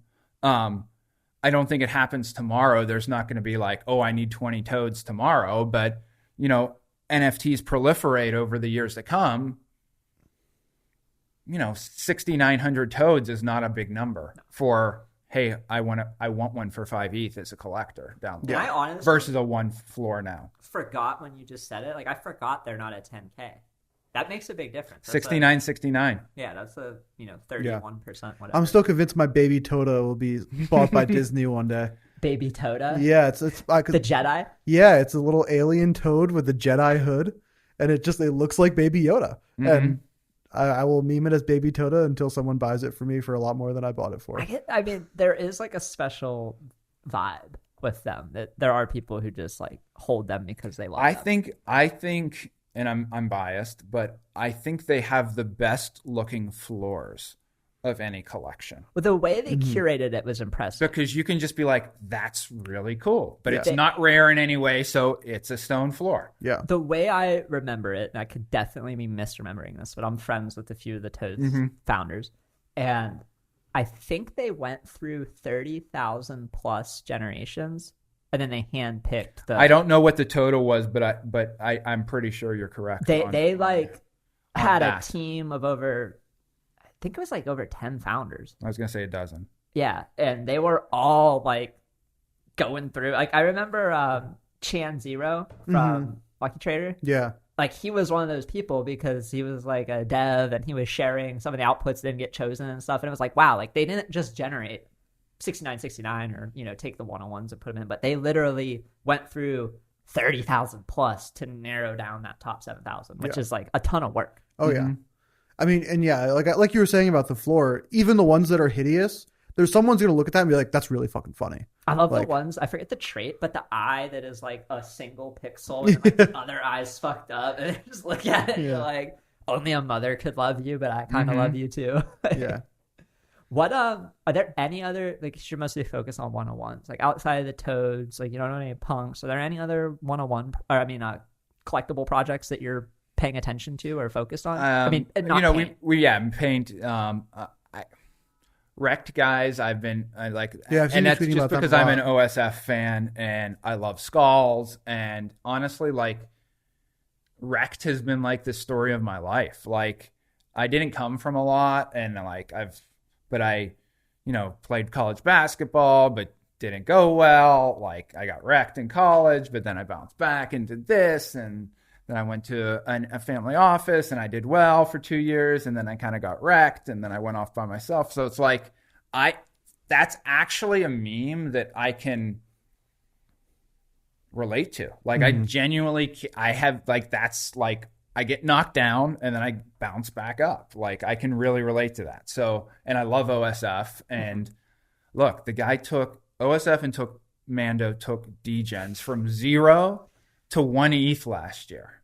That is one of the best comeback stories ever. So that's enough said with Rex at a 1.4 floor. If they took degens to 1, and What a hideous So NFT the collection. degens thing was crazy to me because I didn't really know OSF and Mando well. I definitely knew OSF a little more because of Punk's Discord, and I had known them from buying apes and me looking at apes and not buying them and talking about not buying them. Next thing you know, I'm hosting a Twitter space for the degens launch, and I'm like talking to them. I'm like, they're good vibes. Like, this is. I don't love the art, but like I like where their head is at. yeah. And like a month later, people are mad at me. Like, they're like, I bought this fucking project that they came on your space, and like I'm pretty sure they're a rug. Like, they're not doing anything. And like meanwhile, we're in a small Discord, like helping them pick art winners, and like we're still doing stuff. So I know that like, okay, the people who are mad are just mad about the price, but like for a year they were trying to figure out, it felt like, what to do. And then they kind of went from the art contest that we were judging. Like I was giving my degens for free to artists I collected from so that they could enter the art contest in the Discord and like win multiples of ETH. And like that was the best use case for my degens. It wasn't me making a profit. It was like, well, fuck, these are probably worthless, but like let me give them to people who might be able to win these art contests. And then they start doing the reports, and they're like, oh, these are good. Like, I was reading the reports to just get a high level overview on projects I didn't hear from. And then like now with the Degen Access Pass, the regens they tried. Yeah. The first attempt to fix degens kind of didn't really do anything. Just gave us like different art that was the same problem. And then like they stuck with it though. They weren't like these other projects that came out in the summer who just gave up after like Ethlings is a good one from Polygon. Mm-hmm. I minted 30 of them or something. I got a rare alien. It was like my rarest mint of any project ever was a fucking Ethling. And I remember trying to sell it for like 20 ETH. I couldn't. I sold it for like 9. And I was like, fine. And then like 3 weeks later, they just rugged the project. They're like, yeah, we're not impressed by the community we built. And we don't really want to like keep building for the community. So, I mean, you guys have the NFTs, but like we're pretty much done. And you're like, oh, wow, like that's how a lot of this is going to go.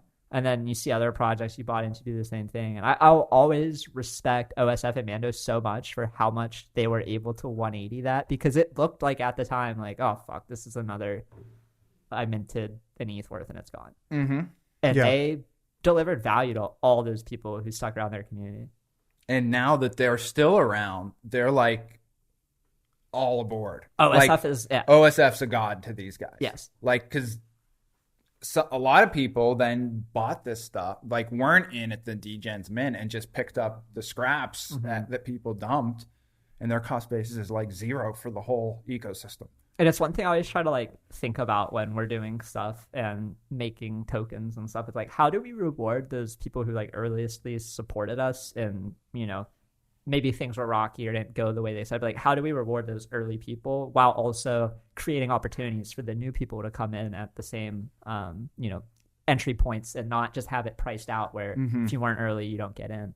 And I think they've done like a tremendous job. I'm really curious to see how they keep expanding the artist-led PFP type move, because I feel like they have a pretty decent formula for like, this is the allowless formula. I'm a big fan of. I do too. Like the distribution, the way that they get them into the holders' hands, and like the one-on-one holders get more, but even the edition holders get 1 per. It's like, it's really well done.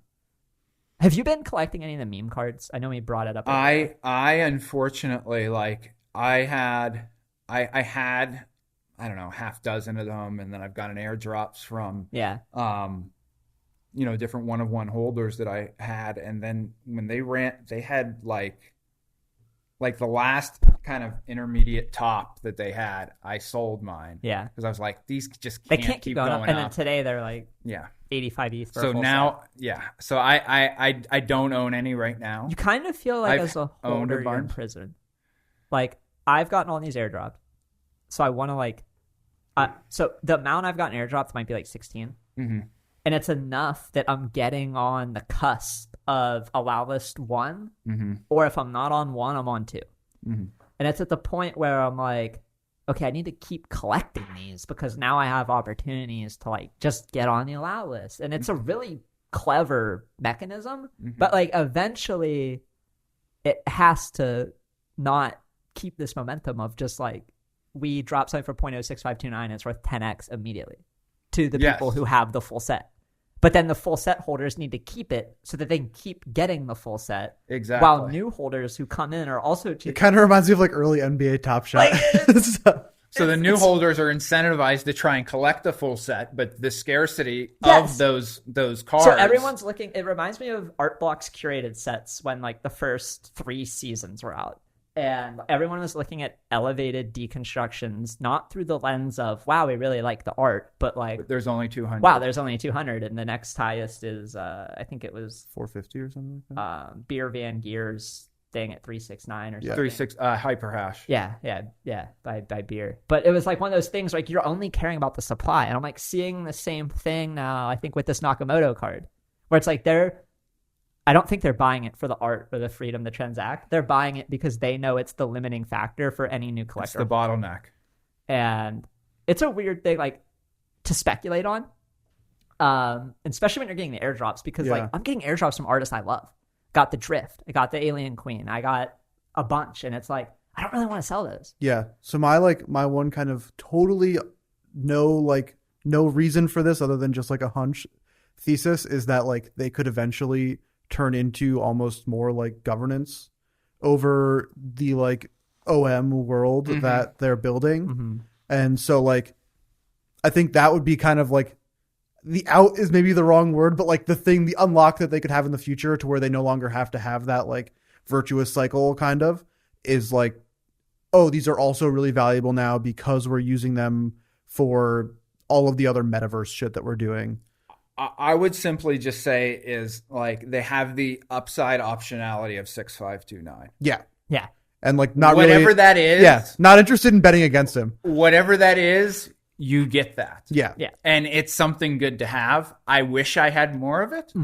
But like, yeah, to me, it's one of those. 6529 is He's the creme great. de la creme. Yeah. That's one of those things where I was just looking at them the other day and I was looking at like the floor chart of any one particular one. And I was just thinking to myself, what the fuck was I thinking when these were like Free. 0.03 ETH or whatever? Like, what the fuck was I thinking? Not being like, I know who this is and I know how smart he is and that he's going to do cool shit. But no, I can't be bothered. It's something in this space happens where we're glued to Twitter or chats all day that we forget the really obvious stuff. Like if we could just leave the space for a week and then come back and look at it from like a fresh bird's eye perspective, I feel like we would see things a lot differently. Like if you just told me what are the 5 top investable opportunities right now, like maybe we go back to December because that was when I was thinking about it. But like paint was an obvious one. You were talking about it a lot. But then like the 6529 stuff that no one really cared about. The one thing with 6529 too is all the artists who I know, it's like changed their life.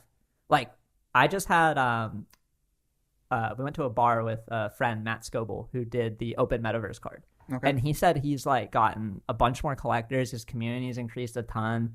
They haven't figured out the royalties quite yet. So like they haven't paid out, I guess, any of the artist royalties. But I mean, he made money off the initial drop and everything. And it's just like a game changer for these artists because I noticed they're picking, in my mind, a lot of like the good vibes emerging artists. I agree with like someone like Priyanka, who did the Blue GM, is somebody who doesn't have like 10 ETH plus sales, but she's just like this grinder who is leading a group of Southeast Asian artists called the Burrow, and she's doing all this cool shit in the space and like putting others before herself. And like 6529 sees that, I'm sure, and like I like seeing that that's who they're bringing on board. They're not just bringing on studs and people who have high sales, but they're involving like everybody into what they're building. I think that's really smart. Yeah. But I mean, yeah, 6529, paint, friendship bracelets, those were like the 3 maybe. If you were to tell me in December, like, what are 3 obvious things, but I didn't buy them. I got a couple paint. Paint was competitive. Anytime it was around 0.3, it was like sharks in the water. Yeah, I'm actually surprised. Like, it's dropped since the trailer dropped, which is crazy to me. It ran up to like 0.5 plus, and now it's like 0.4, 0.3, 0.43. Any of that? Maybe I need some more paint. Yeah, I mean, the way I looked at it, what were we paying originally? 500? Because ETH was expensive.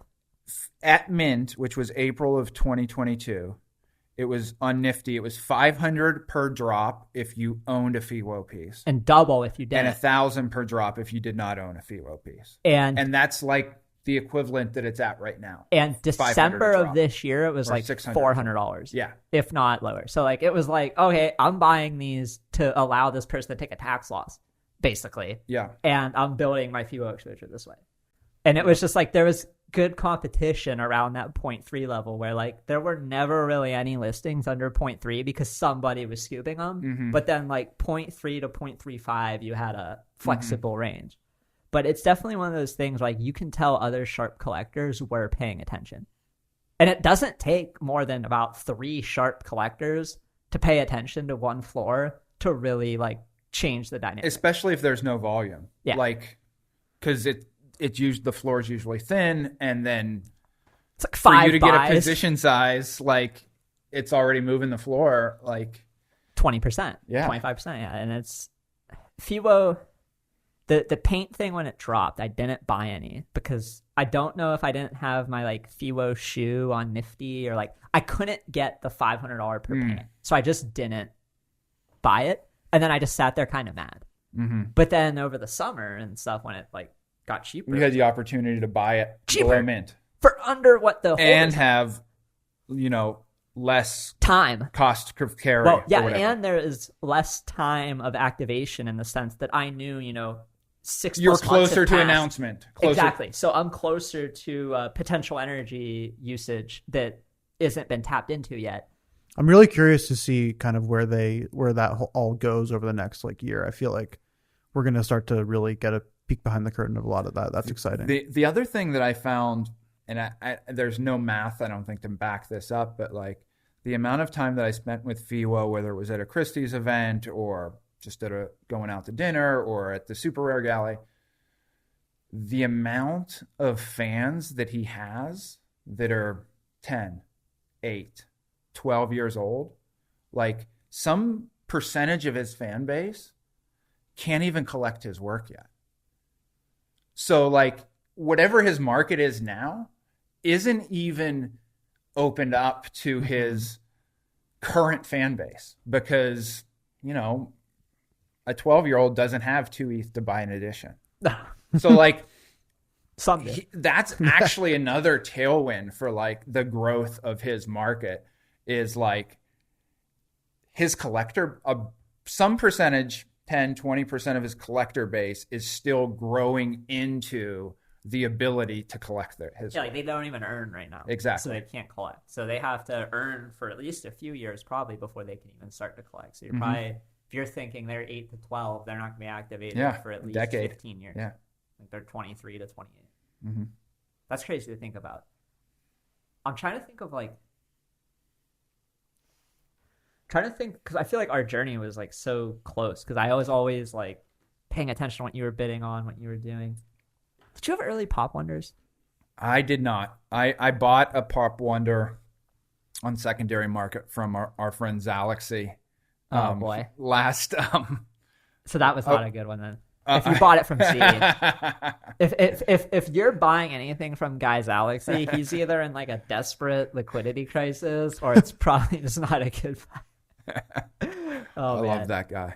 Have you talked to him lately? Yeah, I talked to him last week. He's doing well. I'd like to maybe talk about psychedelics a little bit. Sure. Would you want to talk about that at all? Sure. So like last year in LA, we were hanging out and I had a bunch of mushrooms and weed and whatnot. And I was talking up psychedelics probably a lot. Yeah. And I feel like we've talked a lot over the last year since then about, using them, and your tolerance, by the way, is just insane. Like, yes, this guy, you could put down a horse with mushrooms before you could put down this guy. Yeah, it's been a journey. Like trying to help someone figure out the right dosage is a steady process, and like normally it's around a gram or 2. I feel like for you it took like a while to find like, oh, this is how much I actually need to eat to get. So I've been, I've been talking to you. I've been talking to Guy for months now and keeping you guys updated. And finally, it was about, maybe 10 days ago, it was 5 grams that it took me to actually like have small visuals and a really good experience. Did you experience the a lot of people say ego death during that 5 gram trip, or did you not? It's like for me it was the experience of literally like I felt like I died and came back to life. Like at one point on my big trip I was like sinking into the carpet, felt like I was melting into the fabric of the universe and like breaking down again, and then like you snap out of it and you're like, holy shit, like this is wood, this is real, this came from like a tree, this came from a tree. You're like, the tree outside 75, but like that for me was ego death. Like, did you? No, okay. I didn't go nearly that deep. I was relatively lucid during the whole time, but I did feel like time slowed down a lot, and just like, and everything just became more vibrant. What type of day was it? It was like noon to 4 p.m. Okay. Were you like in a room by yourself? I was in my listening to office. music? You listening to music, yeah. Okay. So you had picked out your music. Yeah. And then I was like, I was getting visuals off the ink coming out of my pen. It was like my pen was like a lightning rod. And then when it would get into I could see the ink kind of like absorb into the paper, and then it would glitch into the paper. So it like looked like X copy piece or something like that. Were you drawing or were you No, writing? I was just writing. Like I write tons of Post-it notes. Like my desk is full of Post-it notes. So I was just like doing I was kind of like, I didn't really like carve out time to be like, oh, I'm going to have this experience. Yeah. Because I've had 3 grams of psilocybin and just worked as normal and had no effect before. And people are like, that's crazy. So I was like, okay. I'm over here texting him. I'm like, are you sure? Like, you ate all of it? Like, you ate 3 grams? Like, and so I was like, okay, well, we're gonna do 5 today. Like, and I had not for several months. It had been several months, and then I was like, whoa, this did hit this time. And then I it was well needed. I just came out of the experience much more calm. And it kind of like ended up as like, I just wanted to go pick up my kids at school. Like, that's what I wanted to do. And like nothing else in the world mattered other Yeah. than 4 o'clock. I'm Exactly. getting my fucking beautiful kids Yeah. in the car and we're gonna get home safely and eat food. Exactly. That's exactly what it was. And so it was like, it was one of the best days I've had in a while. That's Yeah, awesome. It was really good. But Do you think before this one 10 days ago, because I know you were trying it all year, did you have any other similar breakthroughs or did you notice any other behavioral changes due to it? Because you were trying some microdoses. I was trying some microdoses and stuff. Nothing I can confidently say was directly related. Okay. Because I've always tried to, I try and do, meditation morning and night, stuff like that are just kind of daily routine stuff. And, I didn't notice anything too different with any of the dosing, other than the most recent time with 5 grams. Damn.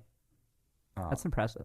But, I had back surgery like 6 years ago, and I've been taking medical cannabis in like high dosages for years now. So that's like, my tolerance is stupid. Do you mostly eat edibles? Yeah. What on a normal day, what is your dose on edibles? I don't know, like 200 milligrams. So I drank a 150 I don't eat or drink edibles ever. I drank a 150 milligram drink an hour before we had a pod. And like He was a zombie. 30 minutes into it, I was just like looking at Andy like, Yeah, it was really funny because like normally, we kind of jump back and forth and do stuff, and like I'll kind of look at him and see whether or not I can tell that he's working on a question. And the entire podcast, I would say something and look over, and he's just sitting there like, and I was like, oh yeah. And after like the 3rd time it happened, it kind of like clicked in my head. I was like, oh shit, Deez is just really high right now. And I was like, all right, this pod's on me. I got this one. I'll run with it it. Oh fucked my me gosh. up. Like I don't normally. Well, it was funny too because you were talking about nouns DAO and like a lot of like more mechanism-y stuff within nouns. How is And every once in a while I'd be like, yeah, what do you think, Deez? He's like, yeah, it's crazy. Like, the 200 milligrams. I mean, it makes sense. But I usually do like 50 in the morning, 50 in the afternoon, Okay. and then like 100 at night. So it's spaced. It's Yeah. not like you're starting your morning coffee with a 200 gram No. chunk and you're No. just, yeah. or 200 milligram chunk. I like almost never get high. My fiance and I Yeah. will like every once in a while we'll like take a 5 milligram edible and watch a movie and like giggle while we're watching Yeah. it. So I can't even imagine what 200 milligrams would do to me. This is my second ever sober podcast. Oh, nice. I haven't smoked. So I made a message to Andy and Leach before we left. And I was like, I'm not going to bring any weed and I'm not going to smoke all week. and I'm going to see how the conversations change. Interesting. So I took my last dab yesterday morning at like 8 a.m. I took like a quarter gram right to my face and then just went right to the plane. But yeah, we're going to see how it goes. I mean, I feel great right now. I don't know when I listen back how I'll sound different or anything, but it's been fun. I don't feel like I need it nearly as much as I think I do. Like last night I fell asleep fine. Today I don't feel any urge to. I think that the act becomes more habitual than the consumption. And my issue right now is I have it all on my desk. And I'm at my desk for 16 hours a day. And when you have a big L desk and the L is all your weed stuff, it's like, oh, it's right here. Like, but here it's like, hey, there's none of it. Can't do it. Like, could I call somebody and get it within 20, 30 minutes? Probably. Am I going to? No. And it is different. It's fun. Do you ever find yourself taking breaks from the gummies to like try to reset your tolerance or anything? I do. And do you notice any bad? It takes about 2 or 3 days. Okay. 3 days. It helps a little bit. But and then it's nothing dramatic. So 6 years ago you had the surgery. Yeah. Have you been eating gummies for 6 years? No,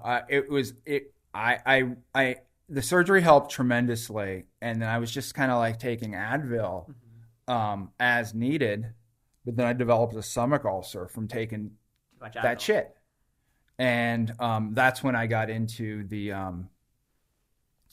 cannabis, or actually I first started just taking CBD, and that was even a benefit, and that the CBD was really good for kind of like maintenance. Whereas the THC is good for like acute pain in the sense that like, oh, I'm in pain right now. I need THC versus I take the CBD daily and hopefully nothing flares up or I get like this nagging pain.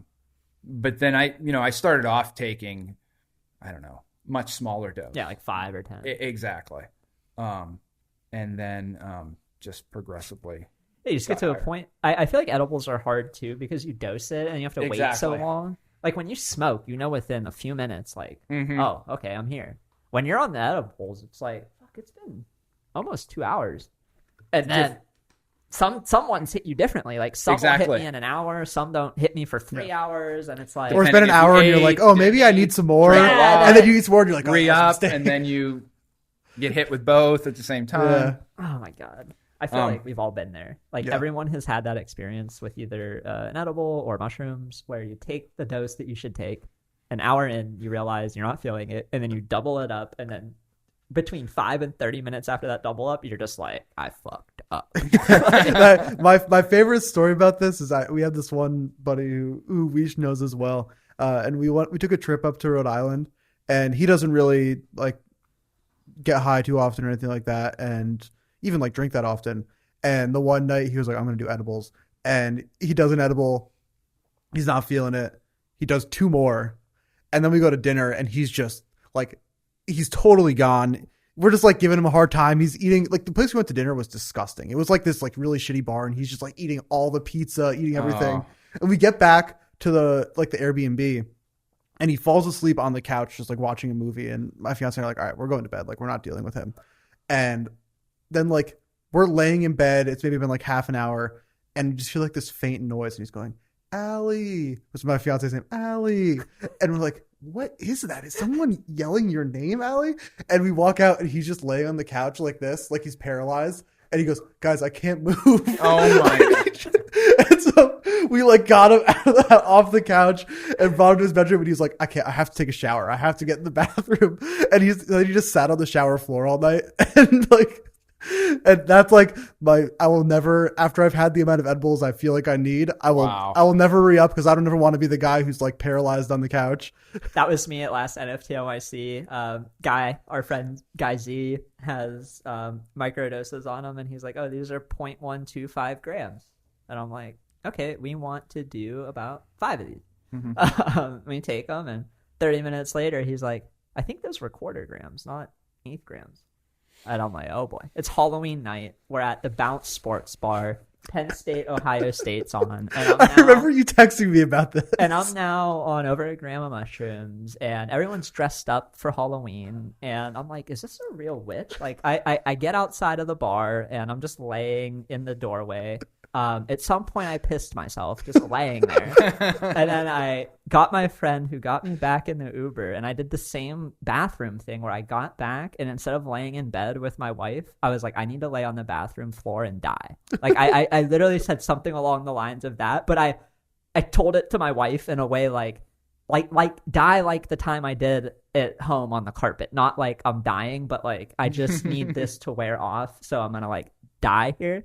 And it was not a good vibe of like telling your wife that you're gonna die it's like, after. Listen, I had a great night out without you, and I have to go die in the bathroom. I'm literally laying in my own piss, like in the bathroom, and it's just like, wow, this is humbling. But it's like mushrooms, man. I am so paranoid when I was trying to help you because I didn't want you to have that experience. Yeah. Of like you're trying to pick up your kids and you're pissing yourself in the car and feel like you're gonna die and can't drive. Like it's like something like that is like not what we want to happen. Exactly. And the fact that you were able to eat like 3x more than what made me have that experience and it didn't phase you, I'm like, this dude's like otherworldly. Like there's something in him that's just built different because I know how I would be on that. But it's tough because you're trying to share these experiences with someone else. It's a really fine line, especially with mushrooms. Like, I did mushrooms at Blockhead, and it was his first time doing them. And we did a gram, and he said it was, for him, the perfect dose because he got to feel like he was Alice in Wonderland looking at the rabbit hole, but he was on top just looking in. And he said he felt like if he took any more, he would have like the free falling, like, oh, I can't control it. So, like, I always try to think of that analogy when I'm trying to help people experience it because I want them to be able to peer into the rabbit hole, but I never want them to feel like they're falling into it. I think I was only at peering in. That's good. I mean, I don't know what we're going to have to take for you to... We might need a 7 gram plus... I don't even know if you want it. Do you? I don't know if I do, actually. 5 was nice. Like, you might have found your sweet spot. Yeah. I would say do that at least, like, 2 or 3 more times before trying to go higher. I made the mistake. I went from microdosing like less than 0.25 to eating an eighth. Like I never ate a gram. I ate an eighth because I didn't know what it was going to feel like. I read a couple Reddit posts. I was like, fuck it. Like, see how this feels. I started playing League of Legends. Play like an hour of League. I'm good. I start hosting Twitter space. I'm good. Hour into the Twitter space, I'm like dying on the couch. I like go upstairs. I can't take my like AirPods freak me out on mushrooms. I like start to think this is like alien technology. There's something about technology while you're on mushrooms that feels very foreign and very like almost invasive. Like screens. I can't, like when you said you were looking at the screen for like 4 hours and doing stuff, like when I'm on a big dose, like I can't even look at a screen. Like I get a headache or like repulsed. Gotcha. But there's something about like you're, looking at tech way differently. Like this AirPod is freaky. This is like a foreign alien communication device. Like how did I get this? Like I can't even hold it in my hand. And it's just like these freaky thoughts that like you don't have sober. But when you're on mushrooms, it's like you're reverted to your Windows 10,000 BC in 10,000 BC and not like present day. And it's this weird fucking feeling, but it's healing and humbling in a way. But I also don't want like people to think psychedelics are meant to be taken for fun. Like I really want them to think like, oh, I'm doing this purposefully with intent, especially mushrooms. I don't have as much experience with the other stuff, but when I like try to talk about mushrooms, I try to do it from you're doing this to do something intrinsically to like fix your perspective or heal something, and you're not doing it to just like party and see visuals. Maybe you should do acid for that or something, not mushrooms. I don't know.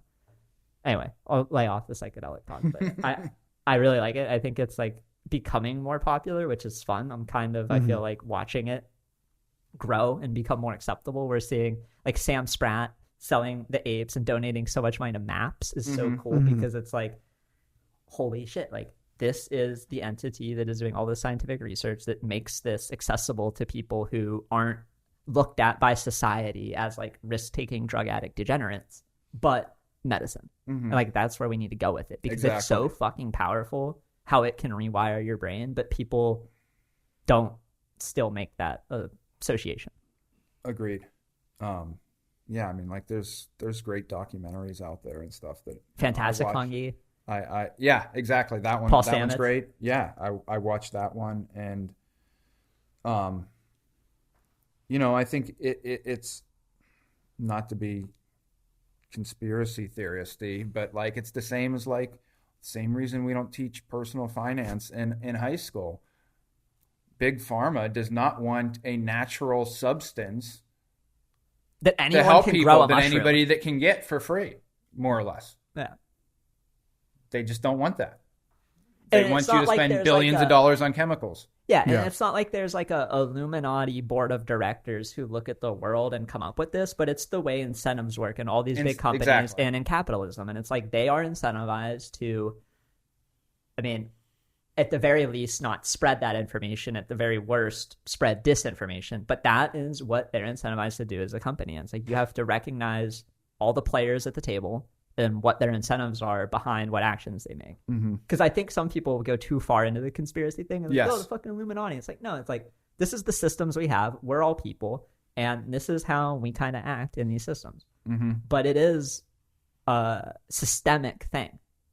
Like through, I feel like, I don't know, education and law enforcement and the justice system. It's all a systemic view on it that needs to be changed. I agree with that. Well, that's nice. So going off of, I think I don't want to keep going down the psychedelic route because I could just keep asking questions. Let me go back to art collecting and time Okay. horizons. Sure. When you're collecting art right now, what time horizon are you looking to sell it? Because we talked earlier about how, trading DraftKings, you're buying it in an hour. And I mean, buying and selling it within the same hour. I kind of look at it from two aspects. I look at it from a broad aspect of, especially with my one-of-ones, majority of the time I'm buying one-of-ones knowing that I should not have or not planning for a liquidity need for that capital. So if it turns out that I own it for 3 months, I own it for 3 months. If I own it for 3 years, I own it for 3 years. So that's like step one. Were you always like that too? With one-of-ones, especially. And then like my second criteria is what is like my kind of liquidity situation and what are my opportunities. So this past summer, we're in a bear market and I didn't have a lot of liquidity. I mean, everything I have is down. Didn't want to sell stuff. The X copy market was still strong. And not, I had this piece Slave that I had owned for like maybe a year and a half, one-of-one. And I was talking to Artifaction and he was looking for a one-of-one. And, we made a creative deal where I took half the value in ETH and he had a bunch of X copy grifters and he gave me 8 grifters as well. So I looked at that as an opportunity like, okay, well, we get this one-of-one in a new collector's hands that seems to be influential. Which he has been. I can still kind of maintain a majority of that X copy exposure, taking the money in half the deal in grifters, although it now becomes a bit more liquid on my side. And what was the price of grifters at the time? Price of grifters were actually like sub 10 at the time. So I also had a big bullish call like, hey, I would like to buy 10 more grifters, but if I can just get them and not move the market, that's bullish. Yeah. And then like right after that deal, they ran to 20. And now they're like 18 or 19. But so I had no plans to necessarily sell Slave, but this opportunity came along where I could still kind of maintain the exposure, plus get some liquidity. I took advantage of it because I know there was no other one-on-one sales happening at that time. Is that the one he uses as avatar? The yeah, green it's one the with hand that's coming out. Okay, yeah. I I mean, he's made that like kind of his I feel like I think of that when I think of him now. Yeah. So like that was a deal that kind of was kind of just kind of taking advantage of the situation that presented itself. Other one of ones, you know, a lot of the other one of ones I've sold have been like unsolicited offers. I had sold probably a handful of one of ones when Starry Night was buying. Yeah. Not any big sales, but I sold, you know, stuff in the 20 to 30 ETH range. Yeah. And other than that, you know, it's more, you know, just depending on the situation. I'm more likely to. I like to collect multiple pieces when I find an artist that I like. You can't have just one. Correct. So rather than really even selling a lot, like there's a lot of artists that I only own one piece of. And that'll be like the piece that I own. Yeah. You know, maybe something else comes down along the line, but, you know, some of these other artists like Minaris or Patrick Amadon, Neurocolor, who I've got, you know, 4, 5, 6 one of ones from, you know, I do think about, okay, well, you know, what's a reasonable target for where they're going to be in a year or 2 years? And then, okay, do I have 5? Just, I'm thinking in my head, oh, if I had to sell one of these 5, which one would it be? Not that I'm thinking of selling, but I'm always kind of thinking of that kind of stuff. Yeah. And if the opportunity arises, you know, I will, you know, I'm willing to let it go. I think, you know, I say this a lot. My ferocious one of one, Hurt Feelings, I think that's probably the one of one I'd be least likely to ever sell. Especially because he has so few one of ones, and I don't own any other one of ones. Like that's a part of the dynamic. Like, I'm probably partial to other pieces in my collection, especially X copy, like just for my personal taste. But because of market dynamics, like that piece would be one I'm less likely to sell. Yeah. Do you? Let you go. Oh no, go ahead. So going off the X copy thing, you said that's your personal style. Like you like the glitch. How do you keep up with new artists? How do you find them? Or like, what does your process look like for finding new talent? I haven't done as good of a job recently as I used to. I used to dig through Super Rare a lot more, and just kind of go down that web of like, oh, this artist is cool. Who collects this artist? Oh, let me look at their portfolio. And then I'm looking at a collector's portfolio, and then I find another artist. And I would just go into these rabbit holes on Super Rare for hours at a time. I haven't done that as much recently. You know, and I follow on Twitter. You know, if somebody tweets something with a GM, I'm usually pretty proactive of when I see something I like, I'll either bookmark it or whatever, and then I'll go and look at it. But I'm also pretty critical or stringent on the amount of things that I like. But when I know that I like it, like I know it instantly. I've had to get more like that over the last year or so, because I found myself in 2021 just like buying things. I like the people, but I didn't love the art, but I like the person, and it's cheap enough. And the next thing I know, I like 100 pieces. Like, I'm like, what the fuck did I just do? Like, yeah, I like the people, but like I didn't like the art as much as I shouldn't have led them on as much to think like, oh, I love this art, because it might have made them a worse artist because they thought like, oh, Deez likes that. And I was like, well, no, I just like you as a person. And like the piece was cheap enough that like I could do it. And I've found myself over, especially the last 6 months, but the last year, being just like, if it's not a fuck yes, it's a no. And I'm sorry. Like some pieces you just see and you're like, I need that. Yes. And if it's not that feeling, like I don't really want to buy it right now because it just doesn't fit my, you know, portfolio and risk parameters. And I've done a better job with time. Like I look back at some earlier stuff that I bought, and you know, at one point in time I was I mean, when we were in a bull market, like anything under 5 ETH was like indifferential to me. Like, and is it 5? Is it? I like it. 4 I like it. It's or good. 1 is a 4x for the artist. Yes. And in our mind, it was like, do I want lettuce or do I want tomato? Yes. Like, whatever. And so I have a lot of stuff that I paid in like that 4 to 5 range where I'm like, I wouldn't pay that today. Yeah. I guess I should say. Yeah.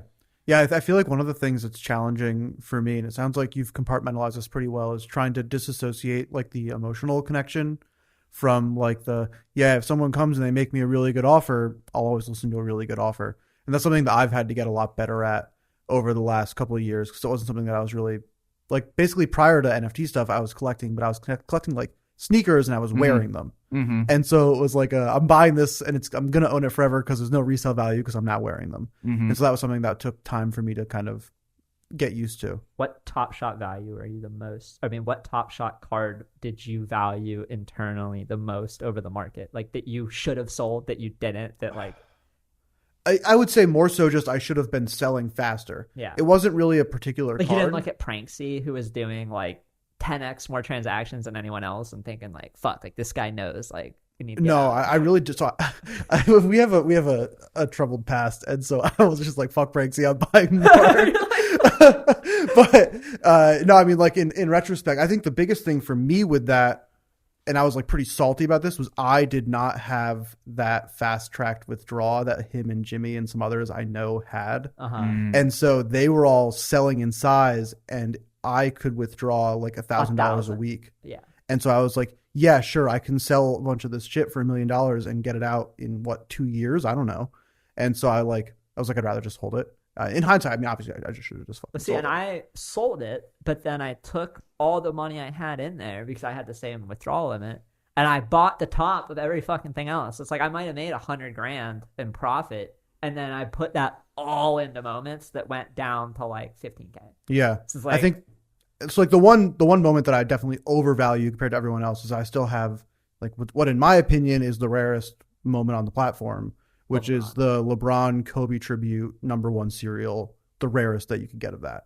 And so like I bought that for $70K in spring, I think in January 2021. And like to me, I kind of view that as like a zero or a lot of fucking money moment where it's like I'll sell everything else, but like that I'd rather, sure, I could probably sell it right now for $100,000. But if you're not getting $1 million. Yeah. And so it's like either Top Shot does well, and in 10 years, it is the way people collect NBA memorabilia. And in that case, this moment is priceless, or it fails and I lost $70K and it was a bad trade. And that's like kind of how I view it. So I would say I definitely overvalue it compared to the market, but more so because I'm just willing to risk that downside for the potential upside. Yeah, and I had a very similar, and I still have that all the time, like the hard time selling things I'm attached to, or if I tweeted about it, or I hosted the artist, or I hosted the project on a space, or some fucking human psychology influence trigger that's like pushing me to do something. Well, yeah, and then people also check the chain too, and you sell something, people are like, oh, are you bearish on this now? And I'm like, shut the fuck up. I just want the money. Dude. Someone asked if I was bearish on XCopy. And I was like, no, I was bearish on my balance sheet that I had a $900,000 cost basis asset, and my second highest cost basis was $100,000. And there was no world where it made any sense to sell anything but that. Like, I am not bearish on XCopy at all. But like, I had to make a tax decision to save my ass.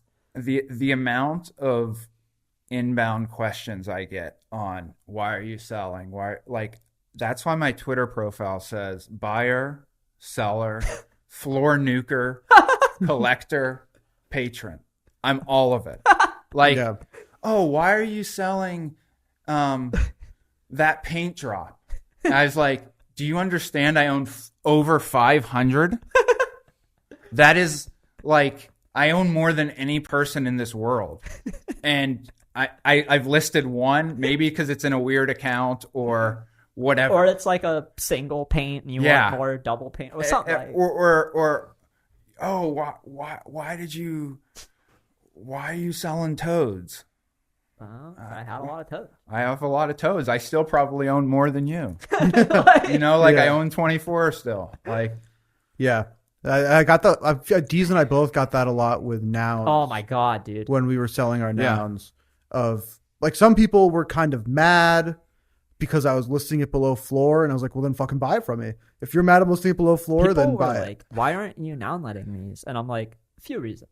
Number one, we don't want it to look like we're having preferential treatment over the fucking nounlets. Like, if we're giving ourselves the exit liquidity that is available, that feels weird and off. So like, we're not going to nounlet our own nouns. And the way that we had it before was like, we picked the noun to nounlet, and we were like, not going to pick ours.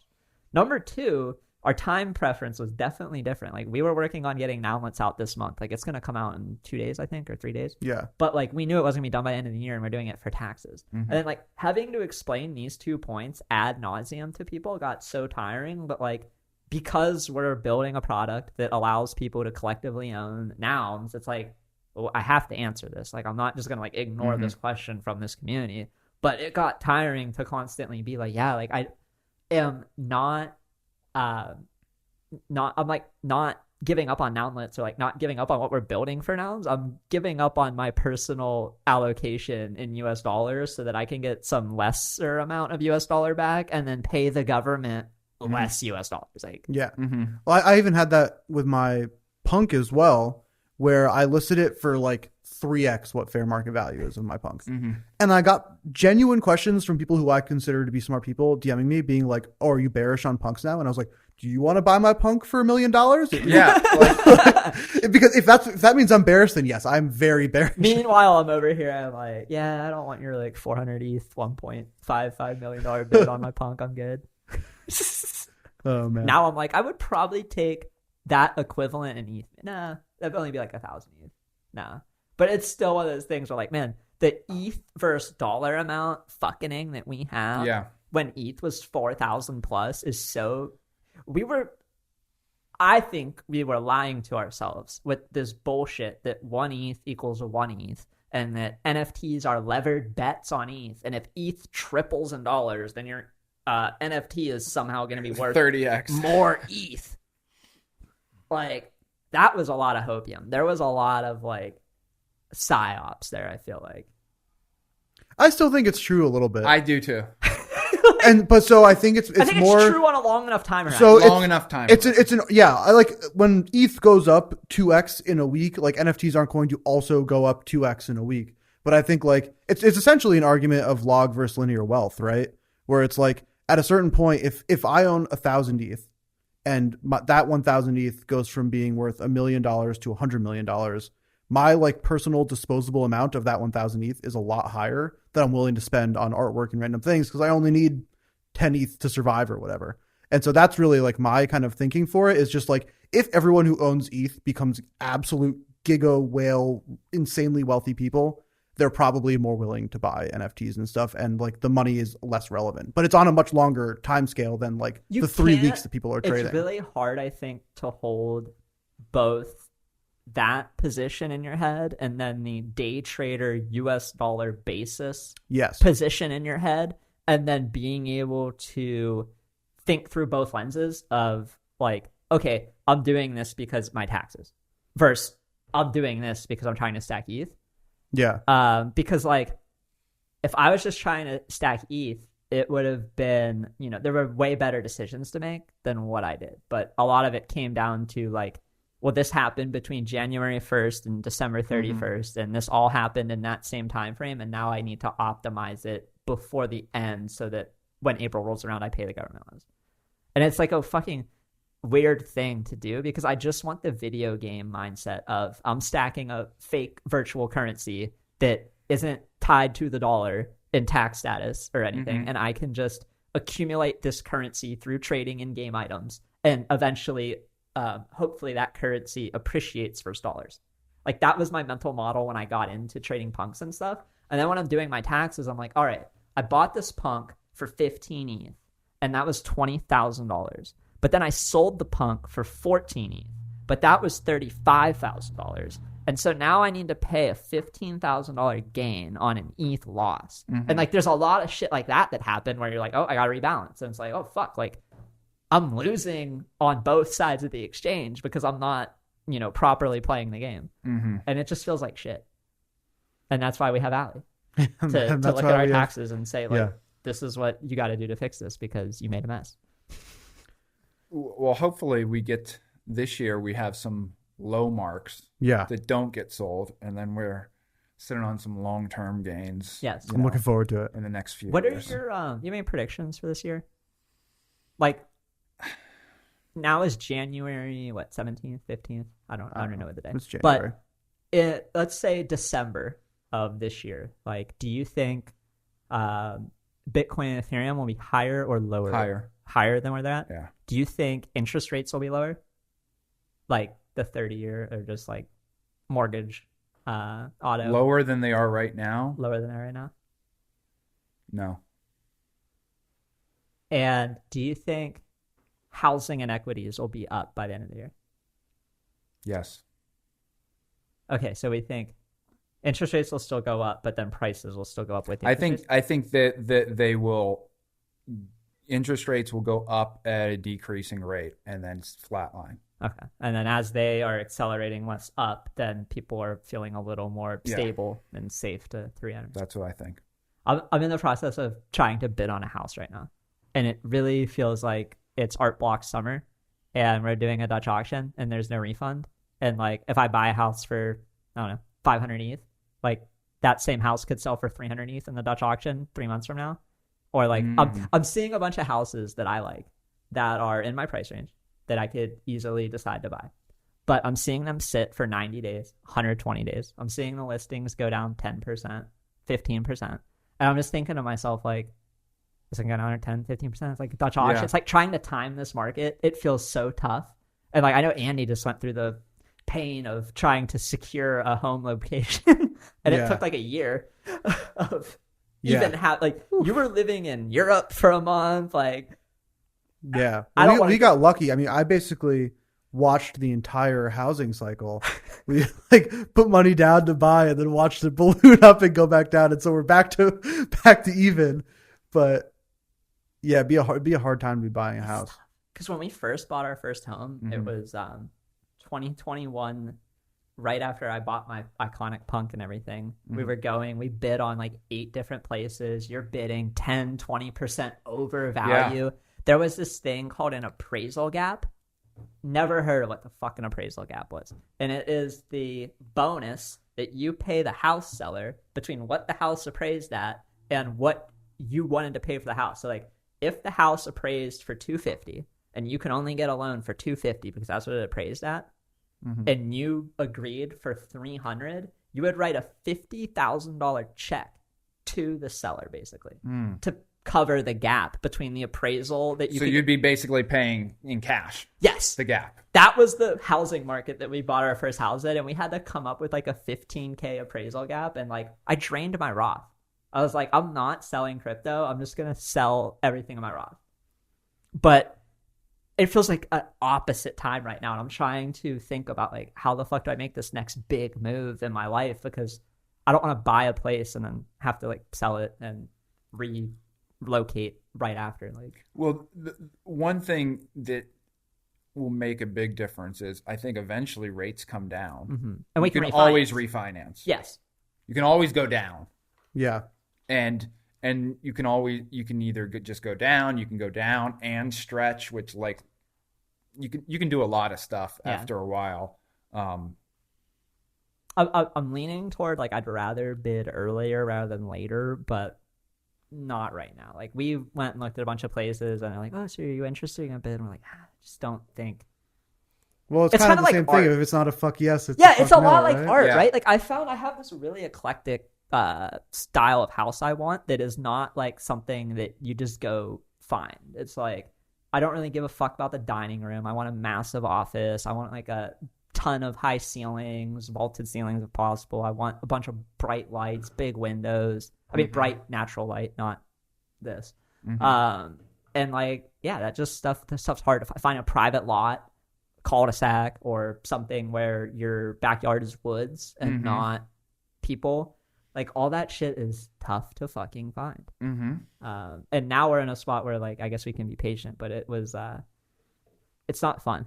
It's like we're holding off like doing things at our house because we think we're gonna buy a new house. So it's like well, if we were I've going to been stay there. here for a year, Yeah. I would extend the patio and do this. I was like, and now you're not happy in your current living situation because there's all these things you want to change, but you don't want to make those changes and then leave right after. And it's just like, it's a weird spot to be. I get it. I remember before I moved to the suburbs, we had a apartment in DC, and like those last couple months, like just random shitty stuff like the garbage disposal, this thing, and everybody would come in. I'd be like, "Yo, can you make this work for 2 more months?" Like, I don't care how long. I just think 2 months. I need 2 months. And you're like, well, you need a new one. I was like, can you make it work for 2 months? I just won't throw anything in the garbage disposal for 2 months. Like, I guess I'm using the trash. Yeah. That's how I would have been. Now, we had a crazy living situation in college, but that was 5 guys in one apartment. Oh, man. Ruining everything, ruining the washer and dryer. Like, That's not uncommon. No. yeah. I mean, it was a different time. It's definitely like those memes where you see the 5 guys in a area like where we is with And a all the table, trash is and it's just stacked up. trash and fucking pizza Wrappers. boxes. Like, Oh yeah. it looked like our apartment to a D. We would order so much Domino's. That was our go-to. We had a local pizza place I still go to all the time. It's like the best pizza in Columbus, in my opinion. It's called Adriatica's, but it's right on Ohio State's campus, and we'll drive 30 minutes to go get it because it's like we know it's so much better than any other pizza. I feel like I used to always get Donato's when I was in Columbus. Donato's is classic, thin pepperoni. Donato's with bacon. Oh, That's what we used to get. No pep, just bacon. Just bacon. Okay, nice. How long did you spend time in Columbus? I actually, when I was in high school, I played on an AAU team out of Columbus. Nice. It's like all Ohio red, like Team Nike or whatever. And it was like, Did you like? I was the only guy there was 2 of us that weren't from Ohio Okay. that were on the team. But that was like the team, I don't know, when I was there, like they were behind me, like Jared Solinger played for, and like Trey Burke. Yeah. They were just behind me. And like Mike Red was just ahead of me. Scooney Penn, those guys. Nice. Do you still play basketball? No. I've played like 3 times in the last 20 years. Wow. I feel like I love basketball. Yeah. But I have no desire to play. Did you like? What are your like favorite physical activities now? Because you're clearly in shape. Like, I don't really do a lot of physical activities. You walk? But I no. I mean, I work out every day. You know, just some free weights and. that's more than I do. Like, Cardio. like, I don't do any physical activity. But, like I work out every day. But you know, I love sports. I love to watch basketball, and you know, I play with my kids. My son plays soccer and basketball, and my daughter plays soccer. Are they both tall as well? I don't know if my son's probably pretty average. My daughter, she's 10. She's tall and thin. So she'll probably be pretty tall.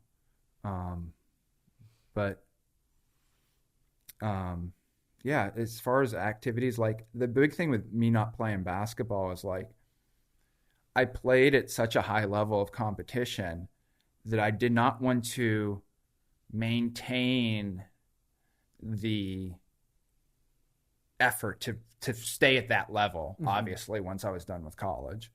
And then, you know, the thing that sucks, like being the tall guy, like playing pickup games with less competitive people, whereas they're like, you're a big man, you go stand underneath, you know what I mean? And I was like the way. and I was like the small forward, like stretch Yeah. 4, and like, you know, it didn't provide that same competitive fulfillment. No, I totally get that. So, you know, I go and get it in DFS or NFTs or crypto we or haven't talked trading about or whatever. DFS too much this conversation, have we? No, we haven't. I feel like we covered it before we started, and now here we are 2.5 hours later. I mean, could probably talk a little bit about Talk DFS. about DFS. Do you, so, when did you get into daily fantasy first? I got into daily fantasy in 2012. So I had been playing a lot of online poker probably from like 2007 to 2000. And you were doing 12. poker while working at the investment bank. Yeah. So I would just do that on the week, like any free time I had, I would play poker or work, when I was doing investment banking. And then when the online poker sites got shut down in the US, I had some money tied up on the sites, but I was, following on the 2+2 message boards, like what was happening and all. And then I saw these daily fantasy sites popping up, and they seemed to be legal under the UIGA or whatever that law was. So I was playing for fun. I was playing NFL. I was playing NBA. And I had always played season-long fantasy. And, I wasn't taking it seriously, but I was a winning player playing for fun. Games started to get tougher, sites, stats sites came out, projection sites, all that. And, NFL blew up, baseball, NBA kind of behind. And there was also some smaller sports like fantasy golf that were still, there was decent prize pools, but there was no one doing content or projections for these sports. And it was a very, very casual audience. So within time, I was like, okay, I see this as an inefficient market. And I couldn't play fantasy golf just for fun because I didn't have the knowledge. So which actually was kind of a benefit to me because it forced me to like, oh, you can just beat this. I wasn't able to just beat it for fun because I had no knowledge.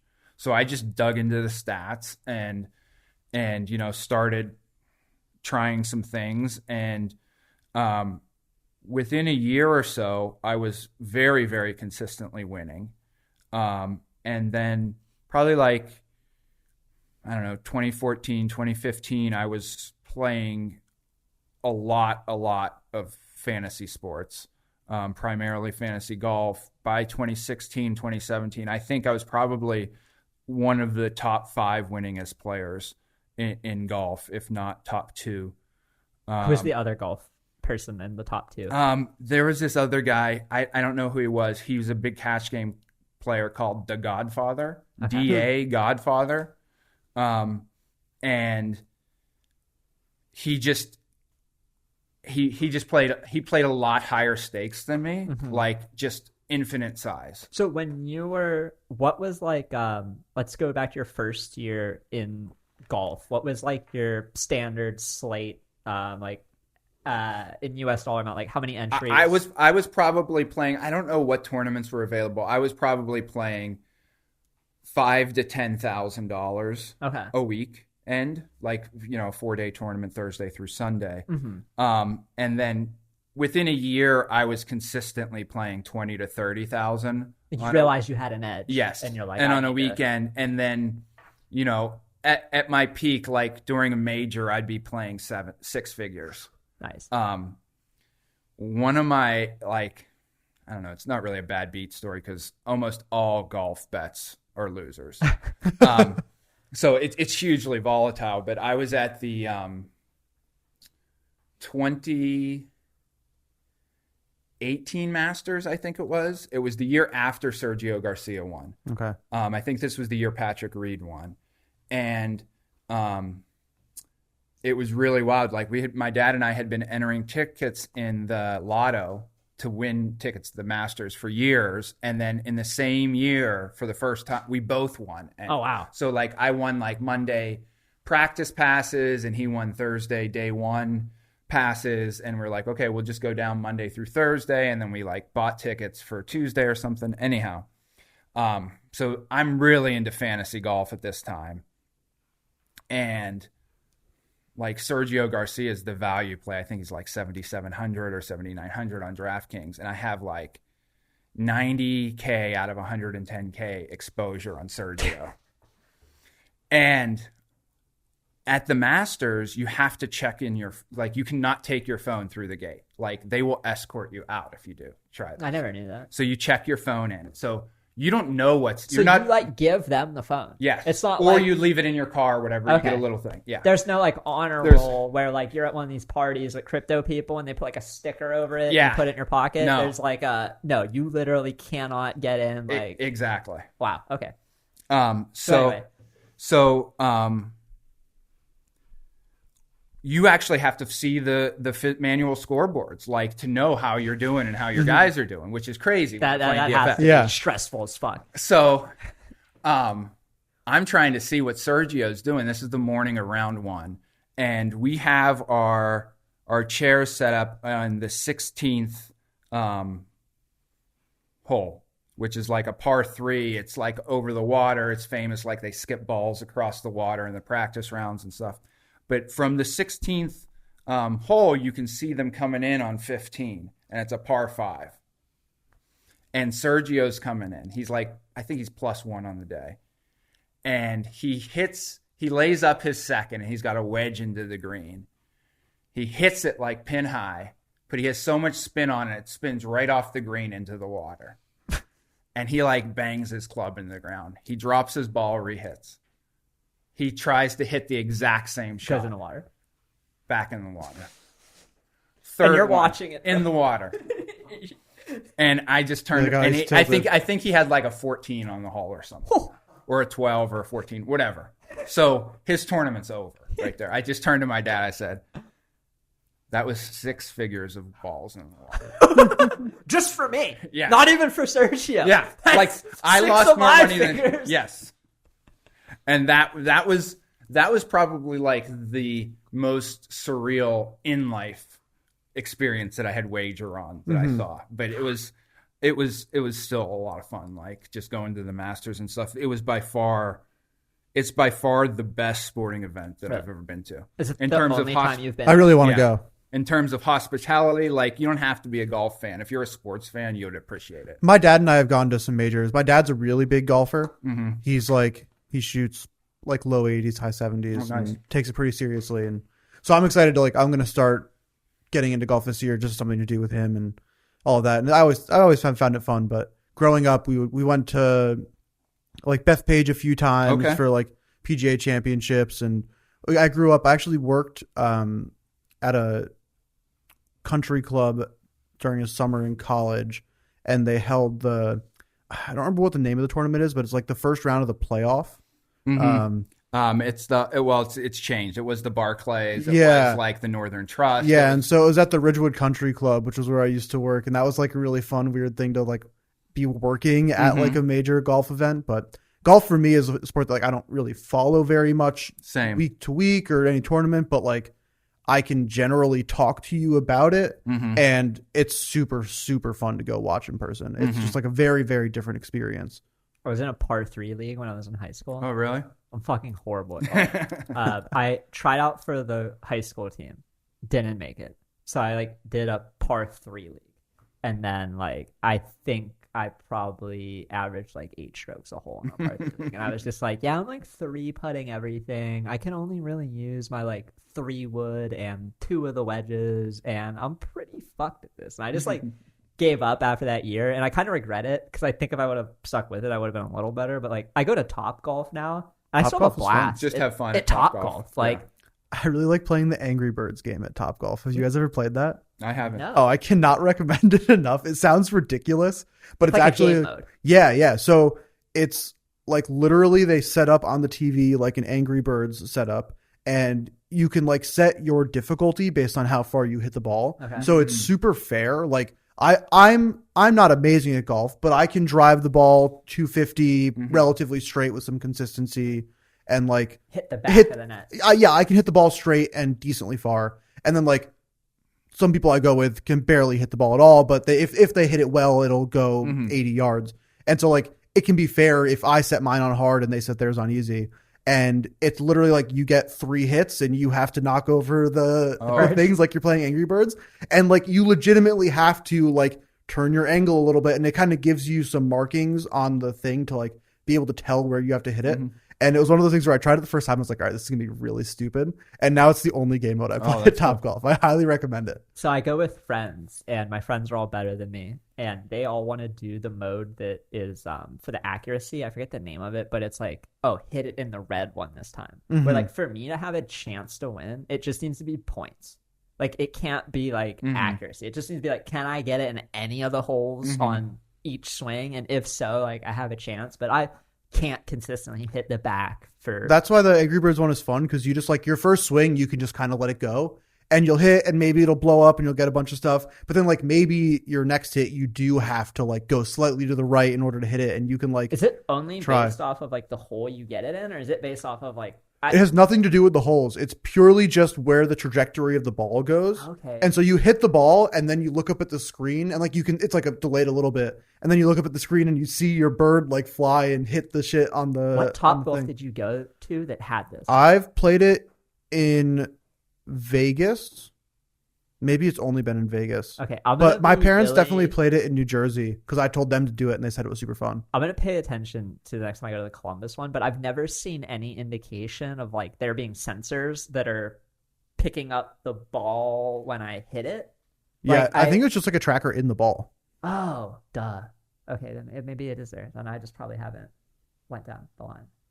Yeah, duh. I'm a big fan. like fucking. I'm thinking of those like basement driving range / like golf simulators where they have like all the fancy shit. I'm like, I don't think I've seen that at Top Golf, but yeah, I'm sure the fucking ball has the tracker in it. Yeah, Do you I'd golf recommend it. recreationally? I played recreationally in high school. I haven't actually, and I played a little bit like when I was playing fantasy golf. Like I got to play some like stupid courses like Pebble Beach and I played Shadow Creek in Vegas a bunch. And but since I've had back like the last 5 years, I haven't touched a club. Yeah. You know, the downside for me, especially having 2 kids, is the time commitment. It's like a half day. And then it's also like then it's my competitive edge. Like if I am gonna go for a half a day a week, I'm gonna want to make sure I play good half day a week. So that means I have got to go other days throughout the week and then you're hit the range and stuff. Yeah. Next thing you know, you have a part-time job. Exactly. So I just, you know, maybe sometime in the future I'll play more because I need to do some more things to just get off the screens. Yeah. Just in general. That's where I'm at. That's why I want to get into it. Like, is I've been trying to drink less. I need something to get off the screens. Yeah. Yeah. And that's the hard thing being in New York. And it's like, oh, woe is me.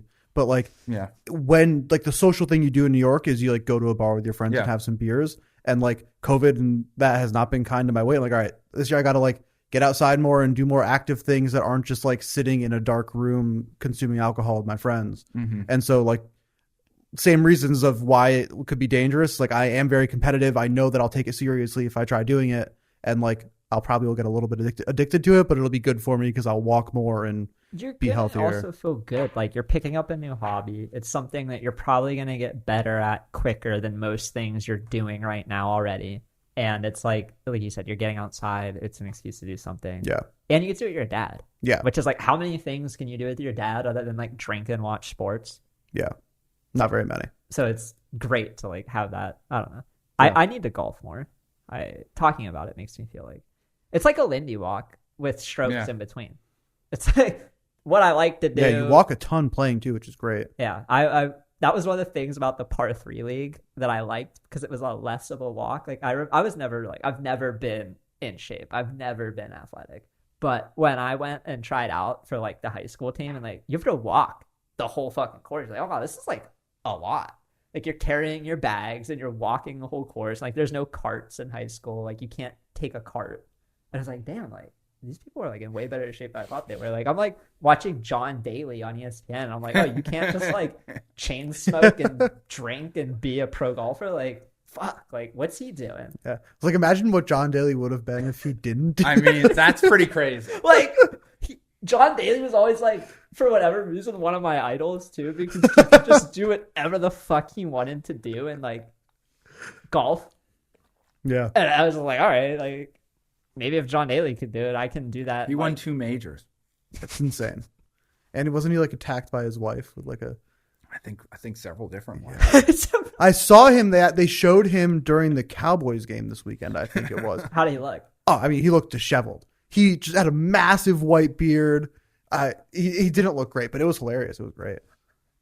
He's a fucking legend. Like just character. I feel like there's less people like him in sports now than there were when we were growing up, and I think it's just because of how competitive they are, and how many stats and analytics and like people at early ages and trainers and coaches who like tell people not to do bad habits or bad things, but like we need more John Daly's.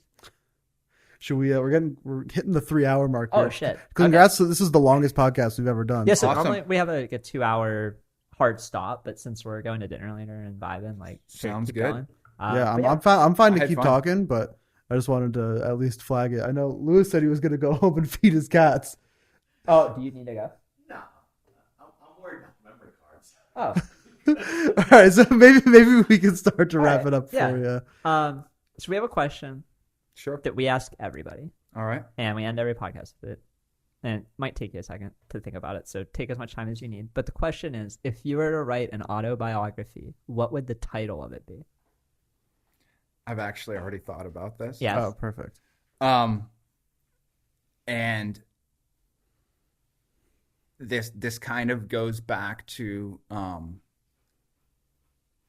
it originated like with my basketball background, and it was gonna just kind of focus on that. But like, if it would ever happen, it's evolved. But I think it's still, the title still holds true, and it also kind of speaks to, like I was talking about, like always being wrecked and bounce back.